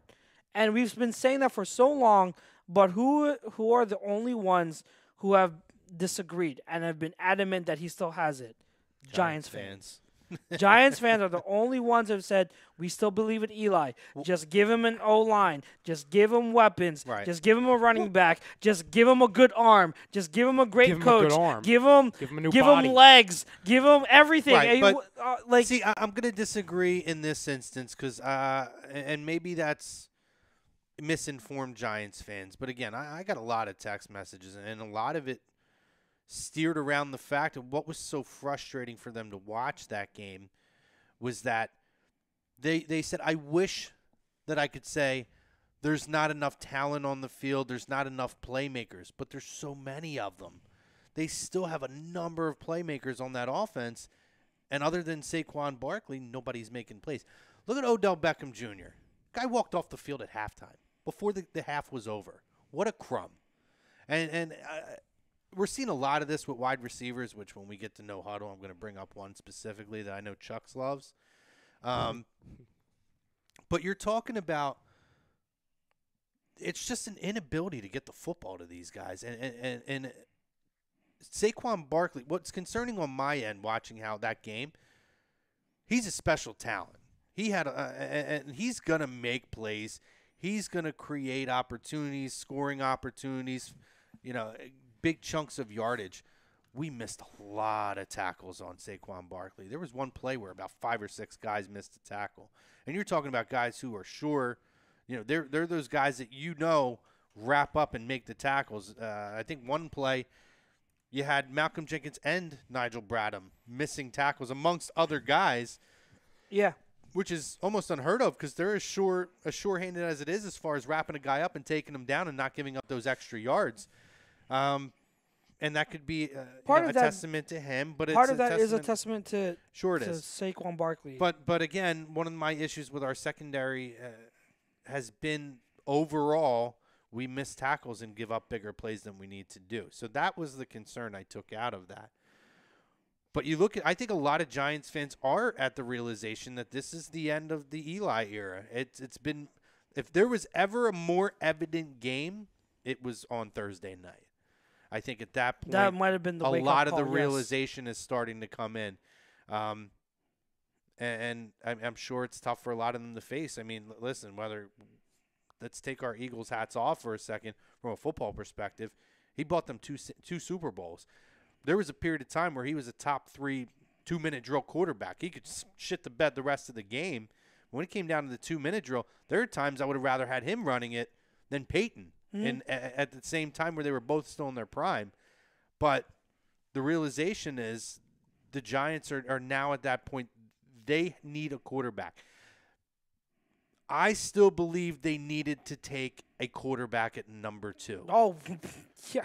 There are some that will say, I don't know, man, if anything, that game on Thursday night showed why you don't pass up on a talent like a Saquon Barkley. What? Great. But now you're in a position where you have no quarterback in place.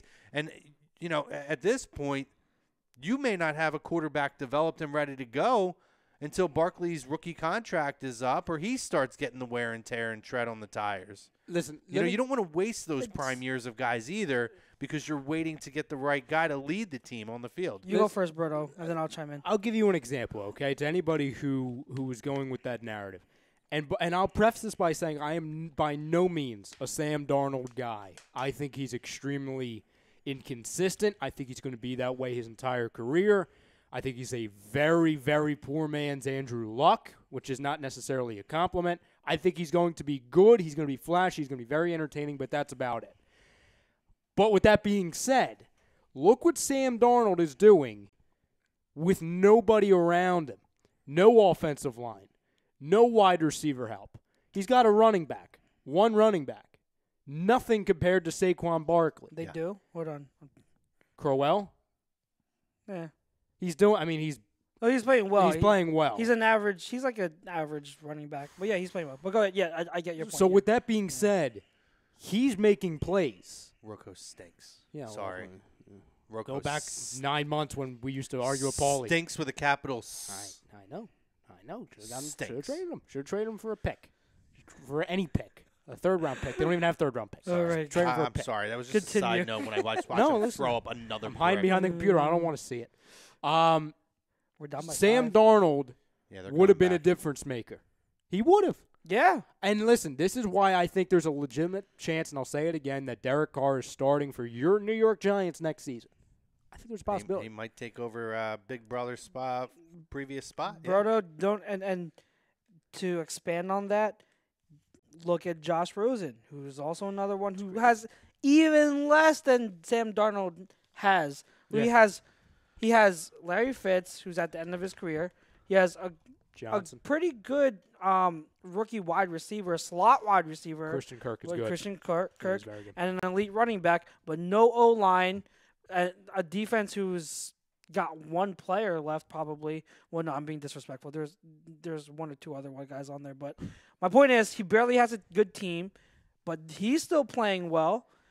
For circumstance, considering they could have had him, but no, like. Put it this way: Daniel Jeremiah put out a tweet the day after the game and was talked about how it was going to be an interesting debate for a while. Did the Giants make the right move in drafting Saquon Barkley, and then now they'll be in position next year to get a quarterback. He said, "Okay, consider what the two options are. Would you rather be the Giants and had option A, which is Barkley, and then your 2019 franchise quarterback?" Or would you have rather had your 2018 quarterback, which was Darnold or Rosen, because they were available at the time, or Josh Allen, whichever, but your 2018 franchise quarterback, and your pick of either Nick Bosa or Ed Oliver? Yeah, I'd rather take the quarterback this year. Yeah, I'd rather have Ed Oliver and Nick Bosa. And I've been asking all of my friends who are college fans, I've asked them, who are the projected quarterbacks for this upcoming draft? Are there any good ones? They're like, no, not There's really. nobody to write home about. Nope. Not really. I'm Exactly. gonna slightly disagree with you on this, Brodo. I think that Darnold is gonna be. There's inconsistency now. I don't think he's gonna be like that his entire career, but I see him as far as his progression, taking kind of the Alex Smith route, where it took a few years for it to kind of kick in, because Alex Smith for his first couple years, I felt like was he underachieved a lot. It took a while for him to kind of get in and take over the franchise quarterback kind of a role. But he got there, and I think that Alex Smith now has been a very good quarterback in this league. And you look at the numbers, even up to last year, he was an MVP caliber quarterback.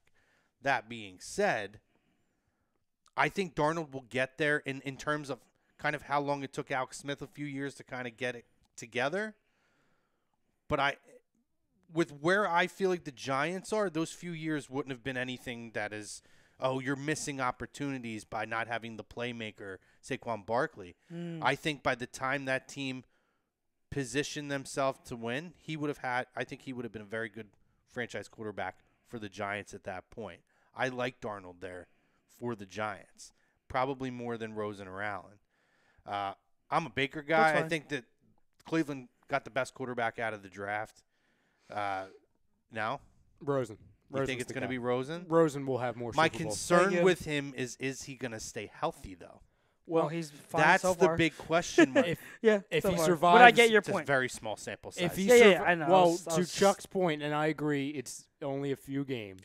But if he Look survives, at Sam Bradford's first 2 years. He was healthy for a good portion of that until the end of his second season. But Wentz was injured for a whole year before Yeah. he got drafted. But here's the thing. The reason why the Sam Bradford comparison does not necessarily work, if you compare the offensive line Bradford had his rookie year to what Josh Rosen has now, the Josh Rosen offensive line is putrid Yeah. compared to the Rams back then. But I understand what you're saying.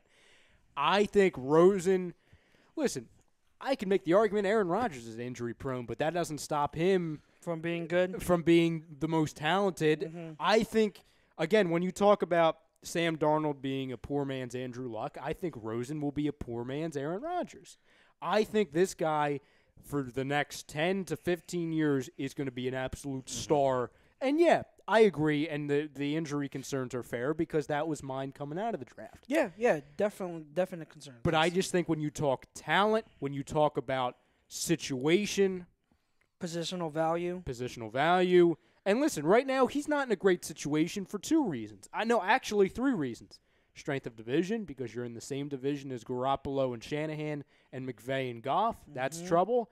I don't think that coach is going to be there for very long because it's defensive-minded, and I don't think he has the right structure for that type of a quarterback or offense, to be honest.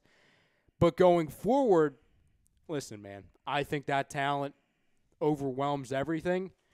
And I think if you can get him to be paired up with Christian Kirk, which he already has chemistry with, David Johnson for another few years, and building forward that offensive line, which they will in the draft, I think they're going to be really good for the next 6 years. I like Rosen a lot. I already know. I think me and you were in agreement that Rosen was the top quarterback, and so was Paulie. So I think, I mean, Giants fans laughed at me when I said should have drafted Rosen, and Totally.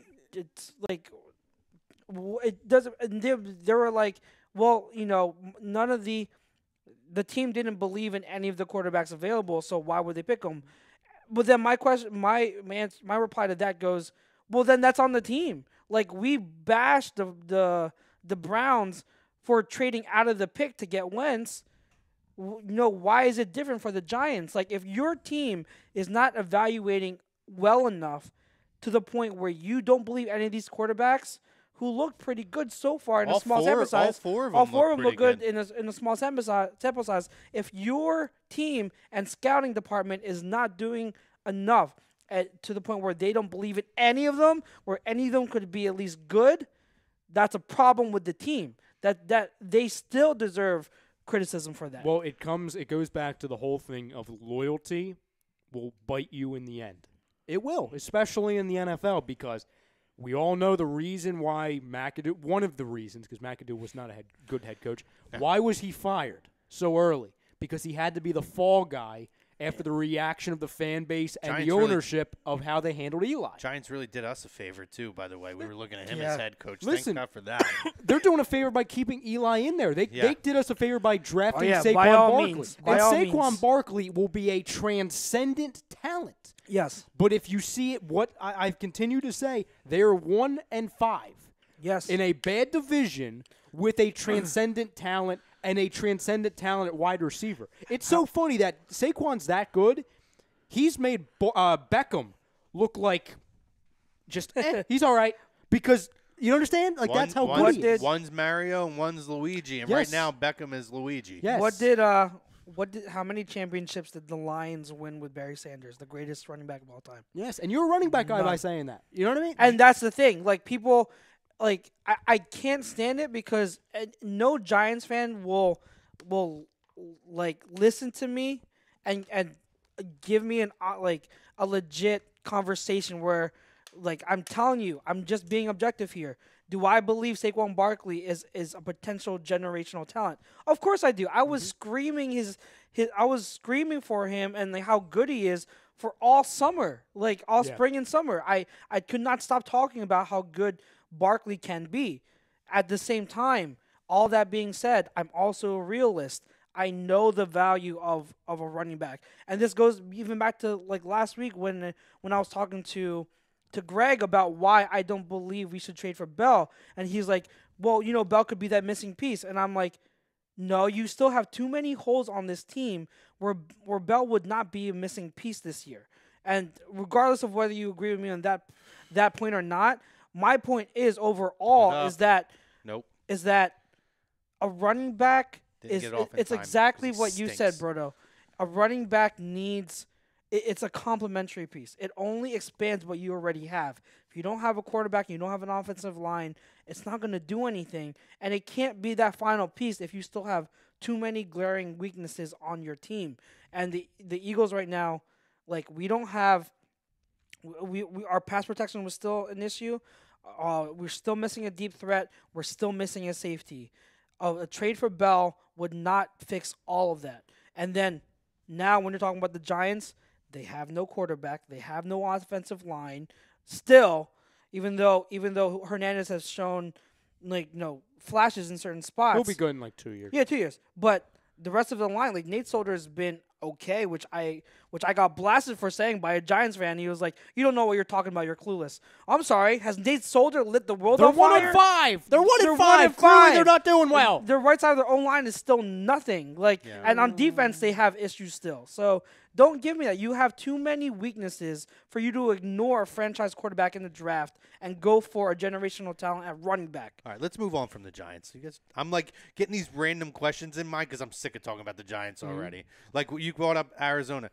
Just a quick question. I don't know why I have these two random things in my head. Shoot. Bigger thief as far as absolute fraud? Jamarcus Russell or Sam Bradford? Well, Sam it's Bradford's Bradford. collected more, so It's if you Right, talk, but if you Jamarcus say, Russell did absolutely nothing and still made a ton of money to basically do absolutely but nothing. here's the thing. Bradford had to go out there and at least earn making way more money than he ever should have made. He Well, should have never made a dime. But. Here's the this is why it's the easy answer. Bradford, number one, because he's been on so many teams and he's earned so much money. Two, he'll continue to be in this league even if it's backup it's role. That's crazy. because of what if he's healthy? You know what I'm saying? I could name like 4 or 5 teams where he can get traded and it would make sense as a backup. Sure. I could make an argument going back to the Packers. Would you be surprised? It's not going to happen, but would you be shocked if you hear, Sam Bradford traded to the Green Bay Packers as a backup because you know the injury troubles of Aaron Rodgers and you don't want to go to, oh, God, who's their backup now? He was a backup, Deshaun Kaiser. Yeah. That's their backup. Yeah. Sam Bradford is better than Deshaun Kaiser. No, Kaiser's somewhere else. No, he's on traded. Green Bay. No, he got traded. Again? He's not on. Kaiser's not on. I could have sworn because he was Oh drafted no, by the no, Browns. you're right. You're thinking of I was thinking the other guy from UCLA. Oh, God. Yeah, now he's the guy who played half the season last year. Yeah. Sorry, that was my bad. You were right. I think he's on Oakland. I think. Yes, yeah, he is in Oakland. I don't know I how don't know I what- I don't knew know that. what- I have no idea how I knew that. That yeah. And then you mentioned Barry Sanders being the greatest running back of all time, which I actually 100% agree with. Could there be an argument that if he was never hurt and had such a shortened career that Terrell Davis could have been the number 2 running back of all time? Possibly. That's a question for That's you, a good Chubbs. what if. That's a good. Terrell Davis he got into a Hall of Fame for his limited career that he did. He played, I don't even think, more than 5 years. Did he play, 4.5, 5 years? Of in prime, it's something like that. Yeah. Yeah, I don't think he played any ball. I think he got Yeah, hurt he in got his hurt, 5th year, yeah. I think. Yeah. One of those questions I always sat back and asked when I was young. I always loved Terrell Davis, and He I was always so thought, good. I mean, that was you talk about a guy that had the ability to be a generational special talent, and you talk about devastation of injuries and a guy who he know. got 2 rings, so he really did get to at least reach the pinnacle. But I always think about the numbers that guy would have put up if he and how never good- got hurt. Yeah. And listen, no disrespect to a guy like Emmitt Smith, who, on the contrary, being a Cowboy, I will always respect Emmitt Smith and guys Ton like of respect that. for him. Yeah. But goddamn, if Terrell Davis stayed healthy, he might have been the second. I don't know if he would ever touch Barry. Might have been the second greatest running back of all time. I don't necessarily disagree with that. That popped in my move, head yeah. because you mentioned him. We're talking Yeah. about guys getting hurt and stuff, and I yeah. just kind of thought No, of I that. hear you. I hear you. And really, by the way, just to round that back, the Giants, again, there's always guys available on the trade market. The Giants could have drafted a quarterback and traded for a running back this year. Or they could have drafted they could have one in the drafted- second round. I mean, there was Right. there's Nick Chubb, there's Royce Freeman, there was Philip And Lindsay. Nick late in Chubb, the who draft. they're talking about, they got to get him more touches. He's had Yep. flashes. He's just not getting, he hasn't got. And I think it's Carlos Hyde is a who's starter. only getting like 3.3 runs or yards per he's come carry. down. He's come down to earth. And Duke Johnson's kind of like an intricate little running back.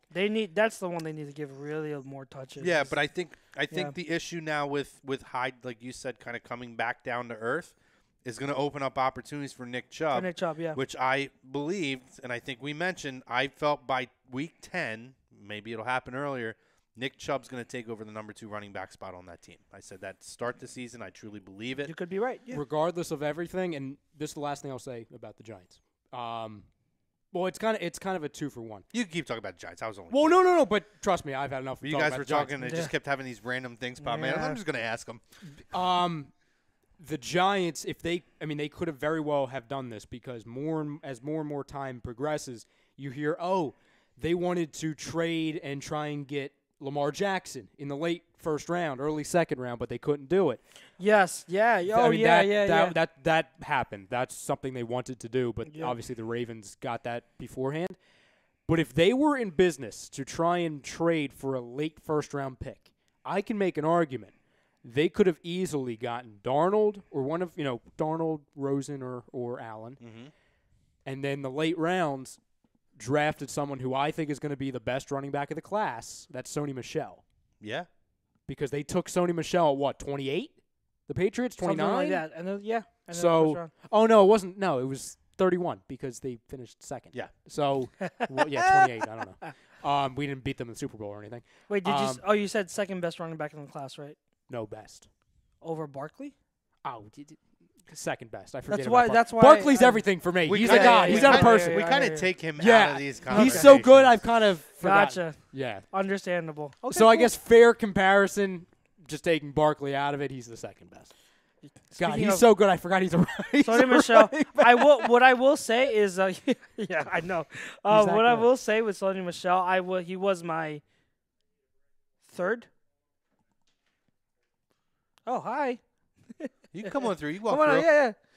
They can't see us anyway because YouTube's down on the East Coast. So It's Big Daddy. So speaking of that, he was my third ranked running back in the class. I originally thought when they drafted him, I was surprised, and I was like, "Really, a running back?" So I was like, "That's weird." I'm like, "They're gonna keep rotating running backs," but the Patriots, it seems like they're going toward using the running game a lot more than we expected. Now, I'm not saying they're going to be a ground and pound like the Cowboys. No, I'm not saying that. I'm saying that they are starting to use him. They're starting to use Michelle as a lead back with James White as the complementary guy and just playing off of that. Look what they did against the Chiefs in the beginning of the game. Mm-hmm. They ran that ball down their throat. Listen. And the Chiefs could not stop it at all. Sony Michel looks good. If he can stay healthy, he'll be really good. I still think the second best guy is going to be Geis, but I would not be surprised about Michel. Michel looks really, really good. And don't forget about Philip Lindsay. Philip Lindsay is really good too. I mean, would they be wrong to go run first with a 41-year-old quarterback? No. They wouldn't be wrong. No, they wouldn't be wrong. Man, of I course. mean, it works. It's working. And this is another point that Chris Sims on Sims on the Lefko podcast made. Bill Belichick is, as we know, do we agree that he's arguably, or maybe not arguably, the greatest coach of all time? Yeah. One of the reasons why he is considered that is because he thinks what you call outside the box, correct? Like Correct. when the whole league is going and trending toward one area, Bill goes in another direction to kind of catch everyone off guard. Yep. And in today's league, where it's become so pass heavy, and we're so reliant on the passing game, and you have now linebackers and safeties who are more space guys than they are big physical guys.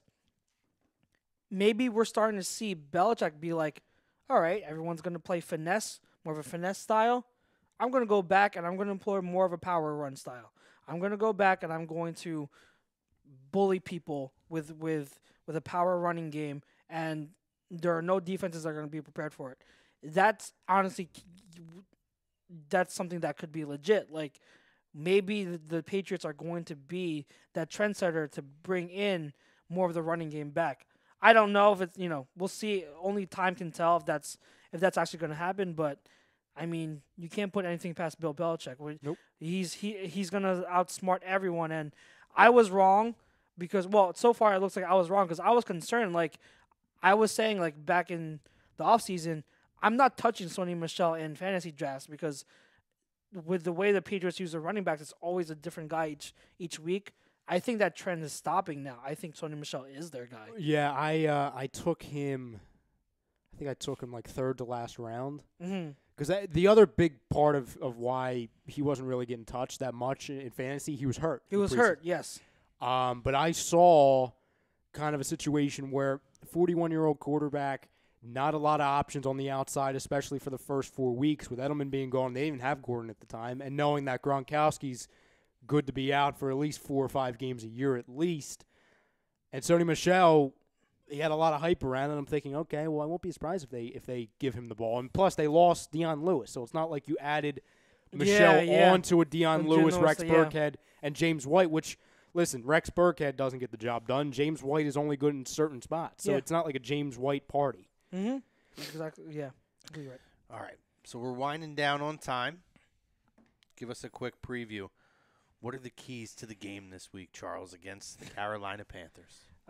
Contain Cam Newton. Obviously, as we saw and as we always say, Cam Newton is not the best passer, so it's going to come down to that intricate running game they employ a lot of read option. So you're going to have to these defensive ends are going to have to make sure they contain the edges of the line. Fucking finally makes a. I'm sorry. He I finally know. makes a I know. shot. It was a dead play. Yeah, It didn't even count as dead play. That's why. That's Yeah. what I'm saying. Okay. Yeah. Of course, he finally makes a shot clean, and that's what happens. I know. Go ahead, continue. I'm sorry. The linebackers against McCaffrey. Remember last year, Bradham Yeah. pretty much was like all over McCaffrey. We're gonna have to get another outing like that out of him or Hicks. In terms of receiving threats, there's really no one else besides McCaffrey that scares me. DJ Moore has shown flashes, but he also coughed up the ball twice in the game, so I think he's still learning the ropes. So it just comes down to that running game, which is a lot more improved from last year.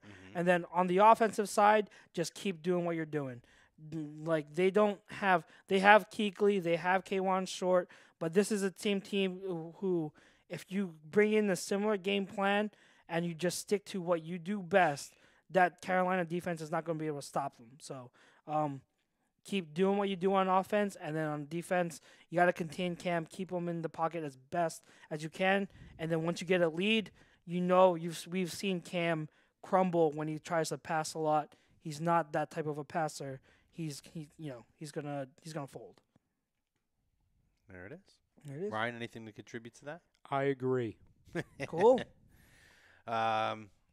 Before we get to our No Huddle segment, I'm just going to give him a quick shout out. If you haven't seen it yet, because we got Sixers tonight, great article put out by one of our former contributors to the show, Paulie Hudrick, who is a writer for NBCSports.com. NBC Sports Philadelphia.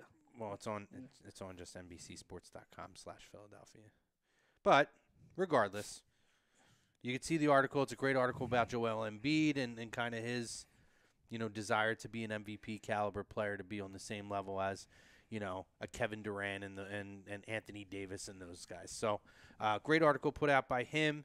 Wanted to make sure we showed him some love. Paulie has done a lot of great things for us here, so we wanted to contribute that love back to him. So, get a chance to check it out.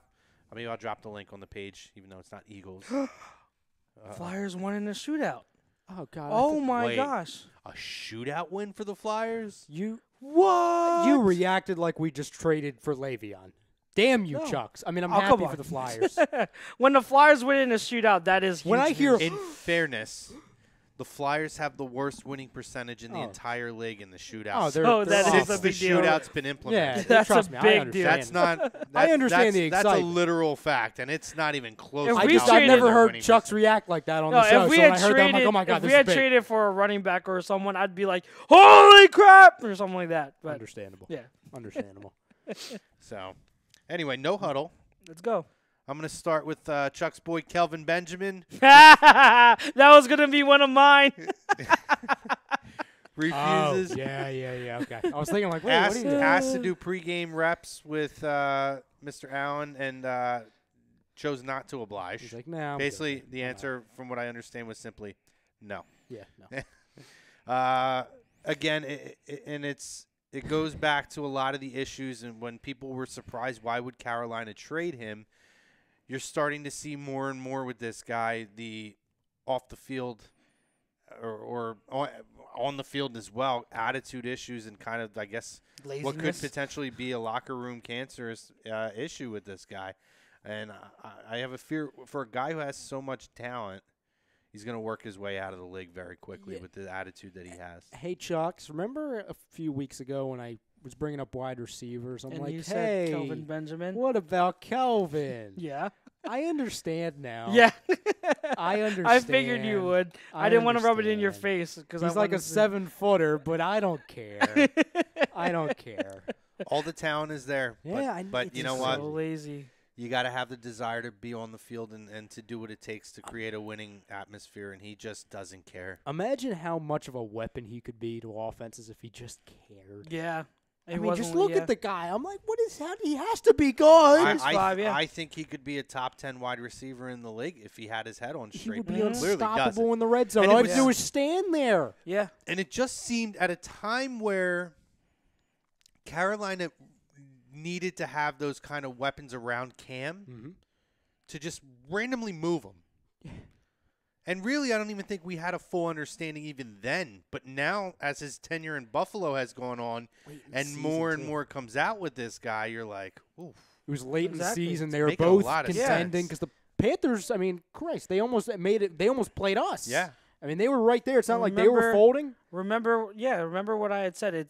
They went to the Super Bowl without Kelvin Benjamin, and when Kelvin Benjamin was on that team, their offensive efficiency plummeted because he always wanted the ball, and they would always have to find ways to give him the ball. But that's not how an efficient offense works. You run an offense and you throw it to whoever's open. Like, you don't force feed it unless if you're obviously like you have an elite talent. But I mean, Kelvin Benjamin, for all his physical dimensions and everything, being 6'5", you have to work at it to be an elite talent. Like, and he doesn't work at it. So, that's why that's one of the reasons why I thought he was the most overrated wide receiver, because it just, the mental makeup, it just isn't there. Understandable. My no huddle, I have a few possibilities, but with Kelvin Benjamin, I'll start off with this because we just talked about how the Flyers actually won in the shootout. They were up. Didn't you say they were up like 5-2 at one point? Yes, sir. The Florida Panthers came back in the third period to tie it up, which led to this shootout, and thankfully the Flyers won. But my friend and I were talking about it today, and with the Sixers opener being tonight, Flyers playing tonight, we were like, we are so watching the Sixers. We're not watching the Flyers. And me and him are big Flyers guys, but the thing is, there's just no excitement over the Flyers right now. And, like, for me, a big part of it is because with no Carter Hart in there, which I don't think he should be starting yet. You need to give him time, but that's a separate debate. The fact is, Brian Elliott is still the goalie. He does nothing for me. Absolutely nothing. If we had one of our younger goalies in there to see what they could do as a possible future backup for Hart, then I'd be like, okay, let's see what this goalie has. No, we don't even have that. If we had... Another part of it is because call me like skeptical, but I just don't have faith in this core anymore of Giroux, Simmons, and Voracek. I don't think I think we know what they are, and they're never going to be good enough. And I think that it's time, or it's been time, to move on from that core. I think the only one out of the three that should be staying is possibly Giroux, because you still need a legit number one center on your team. And until Nolan Patrick proves that he can be that, you need Giroux. But Simmons, I think, should have been gone. I think Voracek should have been gone. It's time for this team to go young and move past that core.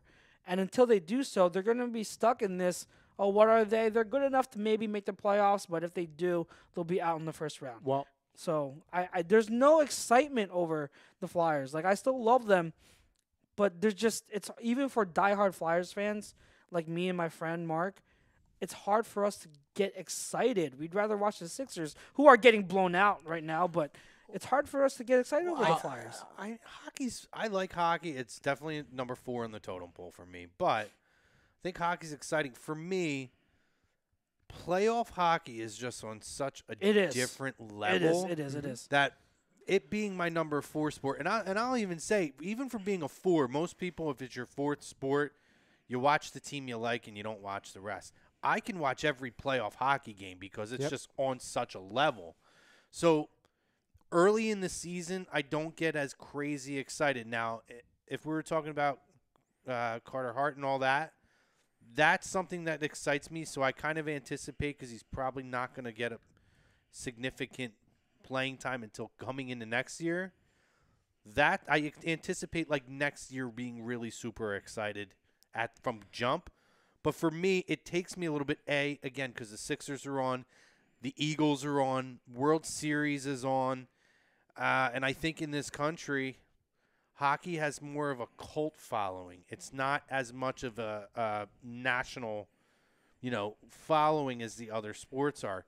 So for me, once football starts winding down a little bit and baseball's done, I really start settling in. But it's close to, and even if the Flyers aren't in it, closer to playoff hockey, I start getting more excited about hockey. The thing you just described, and I agree, we don't need the Flyers right now. Philadelphia, we don't. And Maddie's going to be mad if he hears this because he's a big hockey guy. And a lot of hockey guys out there or hockey fans, they're going to be mad at me for saying this. But for so long, let's just go back to 2010 when the Flyers obviously made their push to the Stanley Cup Finals. In that stage, the Phillies were at the very end of their whole World Series winning stage after 2011. Listen, they haven't made the playoffs since 2011, 2012. So that's number one. So the Phillies, ever since then, have been rebuilding up until this year. They've been moving forward. Also, you had the Sixers, laughing stock of the league, the process, not playing for anything. That's not the case anymore. There's more buzz around opening tip-off this year than there has been in years and years and years. I can argue since the early 2000s.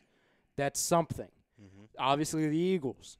For years, they were on the cusp of, maybe we'll get into the playoffs. Oh, we don't really know who our quarterback is. Oh, we've switched head coaches. Oh, we suck. Oh, we just got a young quarterback, so we have to build.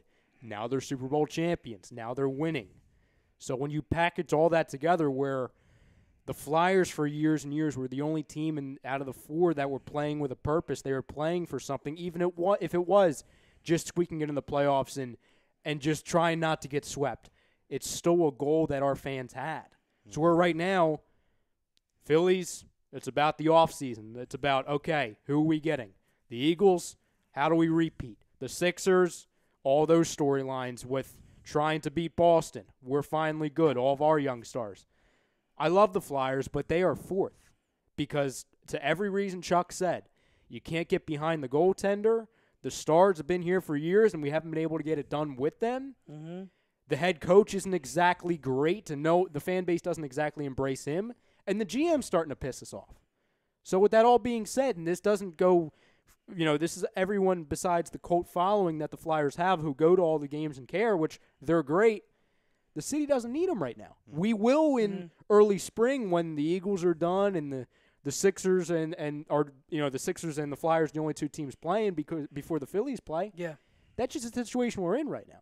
It'll come. The excitement will come if they continue to win, if they get better. But this is why for years I said the process was going to be great for the city because for years before that, the Sixers settled for mediocrity. That's the reason why the NBA isn't very good at times. It's a great product, but at times it's really bad.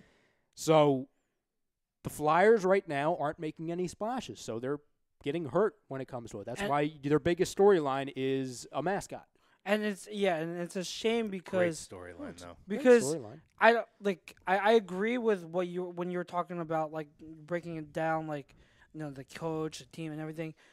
I consider me biased, I guess you can say in a way, because he's my favorite Flyer of all time. But I don't have a problem with Hextall because looking at the totality of how he's rebuilt the team, we all knew, and he addressed it. He said it's gonna take years for me to clean up the mess that Paul Holmgren said.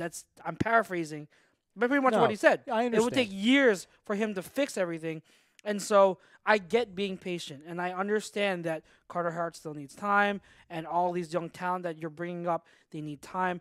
It's not the young talent that I have a problem with, because I'm high on the young talent that's in our farm system, and that's coming up. Provorov is going to be great, all of that. It's just right now watching, there's no appeal. Like for me, when I used to be a type of fan when it would be opening the first night of Flyers hockey, I'd be like so pumped for it, and I'd be looking forward to every single game I wouldn't miss. But now it's like, when are we gonna just turn it over to the new regime? The word what I mean? The word you're searching for is the exact same thing the Phillies are struggling with, especially in the second half of the season going into September. Identity. The Phillies and Flyers do not have an identity. The Sixers and Eagles do, absolutely. It's Wentz, obviously, and what you have around there, and the identity of the Sixers is the big three. Yeah. The Flyers and Phillies don't have that, which is a problem when you talk about competing, and it's a problem when you talk about relating to your audience. Yep. And what I'll say, and this will be my last contribution to this, is that when I break it down, too, and you talk about people getting excited, right? People will always get excited about the Eagles in this city. No matter what, this is a football city. Yeah. Above all else, yes. And I will say that I can't call Flyers fans in any way, shape, or form any form of the name fair weather because they're they always are there. Yeah. always there.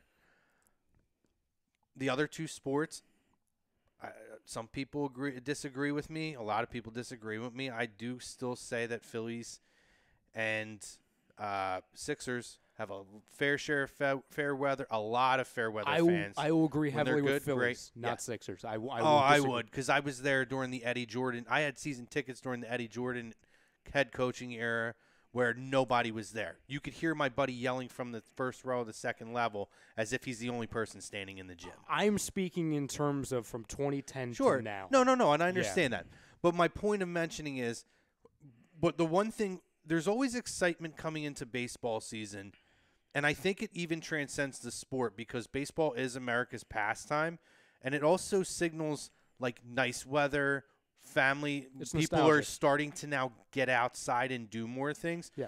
So at least for opening day in the first 3 weeks to a month, there's always excitement around baseball coming back. Mm-hmm. When you talk, it didn't happen for the Sixers until the process started. And the reason that happened was because you have generational players.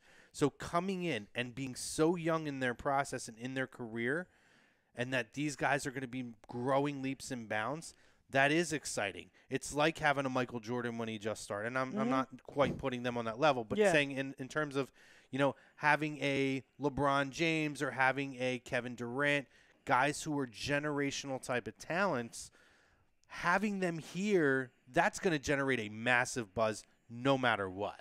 Yep. The Flyers aren't there yet. That's why I said when Carter Hart's ready to go next year, no matter where they're at, I think that's going to generate a huge buzz of we haven't had a goaltender since the general manager was the goaltender. Yeah. I want to see, and it gives me something to be like, I can't miss the opening of the season. Because if you have a goalie, you have a shot. But you have to give people something to get excited about. The Yep. only team in this city that, good or bad or indifferent, on a mass scale that people will get excited about when it's time to go is the Philadelphia Eagles. Mm-hmm. And that's just the straight facts of it. My last comment. Okay, go ahead. Yeah, no, and that's it. I mean, if we were talking 2 or 3 or 4 years ago, I think there was more buzz around Flyers season starting than there was Sixers. Well, you know why? Up until you got Joel Embiid. Well, that goes back to my point. You needed the Flyers 3-4 years ago because all three teams they weren't doing anything. The Sixers were unwatchable. They had no product. So Flyers were like the only hope. That's why it went from correct. I mean, go back to 2016 when they got swept in the first round by the Capitals. Or no, they didn't get swept, but They lost. Yeah, they won like one game or for something. months. For months, it was the Flyers, the bubble. Mm-hmm. It's just we don't need it right now, and I love the Flyers, but the way it's shaped up to where 3 teams are going up and the Flyers are just staying staying put. And it's not to say we don't want it. It's just that we don't need it. It's not that I look at it like exactly. No, you know what I mean. Yeah. So I will amend my original statement and say there is a little bit of a reason to be excited over the Flyers.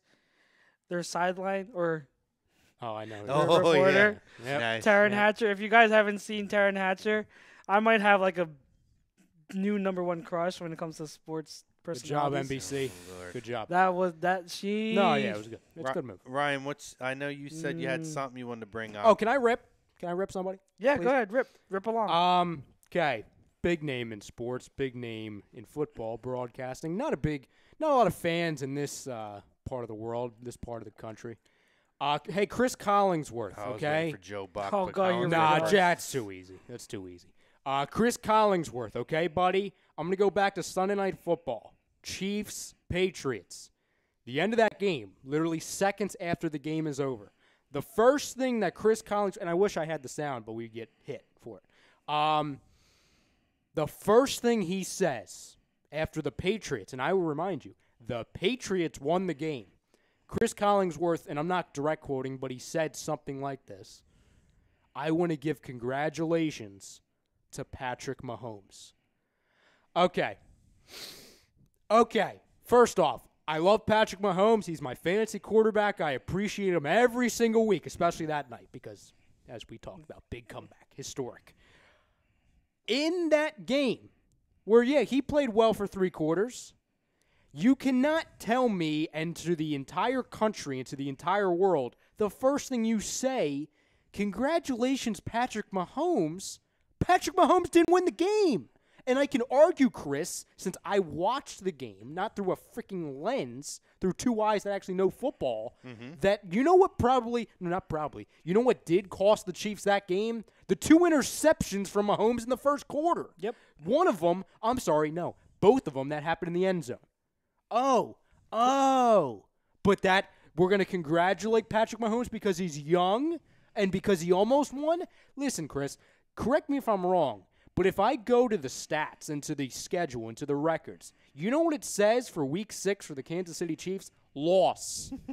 That's not congratulating, Chris. That's okay. What can we do better? Yep. And Patrick Mahomes, you know what you can do better? Don't throw 2 interceptions against Tom Brady. And Patrick Mahomes would be the first person to look at Chris Collinsworth and say, what are you congratulating me for? I just get so sick of these little things because it's always something. And that's the first thing you say. Like, don't congratulate the 41-year-old for winning a game, putting up 43 points. Like, don't put up – and I'm not a big Brady guy. I'm not saying, like, you should go crazy and blow Brady. Yeah. Listen, just because the kid's young and, oh, my God, he's the next don't congratulate him on a loss. Yeah. Just say the kid played well, but he needs room for improvement because if he played so well, he'd have won the game. Yep. It's the softness. It's the pussification of America personified. Pussification of Chris Collinsworth. Well, that's beside the point. I digress. That's my no huddle. My last little thing, I'm just going to jump in. FYI, it is Le'Veon Bell not showing up this week. That is what I just read. There's no plans for him to show up. And they're not sure about next week either. So, I imagine by next week, they got to make a decision. Week 8's coming up real fast, so the decision's got to come. So that should be exciting. Guys, great show. Thank you, YouTube, for killing our second half of the show. I couldn't see any comments or video by the end. The entire world is down. Yeah, I legit couldn't see anything towards the end of it. The good thing is if you guys are watching, you're watching on the playback. It'll be there for the playback. So cool. Okay, I think like 3 people are like somehow can see it. There's some people that can see it. Well, for a while I was getting I had the comments. It was going back and forth, and then for half of that second portion, I was able to see the video, and then I lost everything in the second. I was getting texted by like 20 people. Yeah. So So again, we apologize on behalf of YouTube because it's not our fault. To quote Gene Snitsky, it's not my fault. It wasn't my fault. But we appreciate you guys hanging with us. Great conversation on YouTube, Facebook, Periscope, Instagram. Tomorrow night, The Fix, 6 o'clock. Yes, sir. Then we'll have AM and the PM after that. Thursday, we have Lazy. I had to think now. I got to make sure I get them all in this time. I always forget one or the other. Thursday, we got Lazy Booking, Hockey Happy Hour. Friday, Nada. Saturday, Hooligans. Monday, Sports Hounds. And then next week, and Agree to Disagree, the flagship. On God Sunday. damn, Jesus. I almost did it. 95%. And then Monday, Monday we got Sports Hounds, and then we're back with you guys next week recapping the Panthers game. Maybe talking trades. I'm sure we're going to start seeing some movement. About a win. Thank you to our sponsors, Gibson Mayer LLC, our certified public accountant. Make them yours, GibsonMayer.com. StreamSmart, StreamSmart.com. Scanzano Sports, as always, for the poll question. For Chrome, Mr. Chuck's here. Great job by Ryan Broder over on the 1s and 2s. Guys, we'll talk to you next week. Fly, Eagles, fly.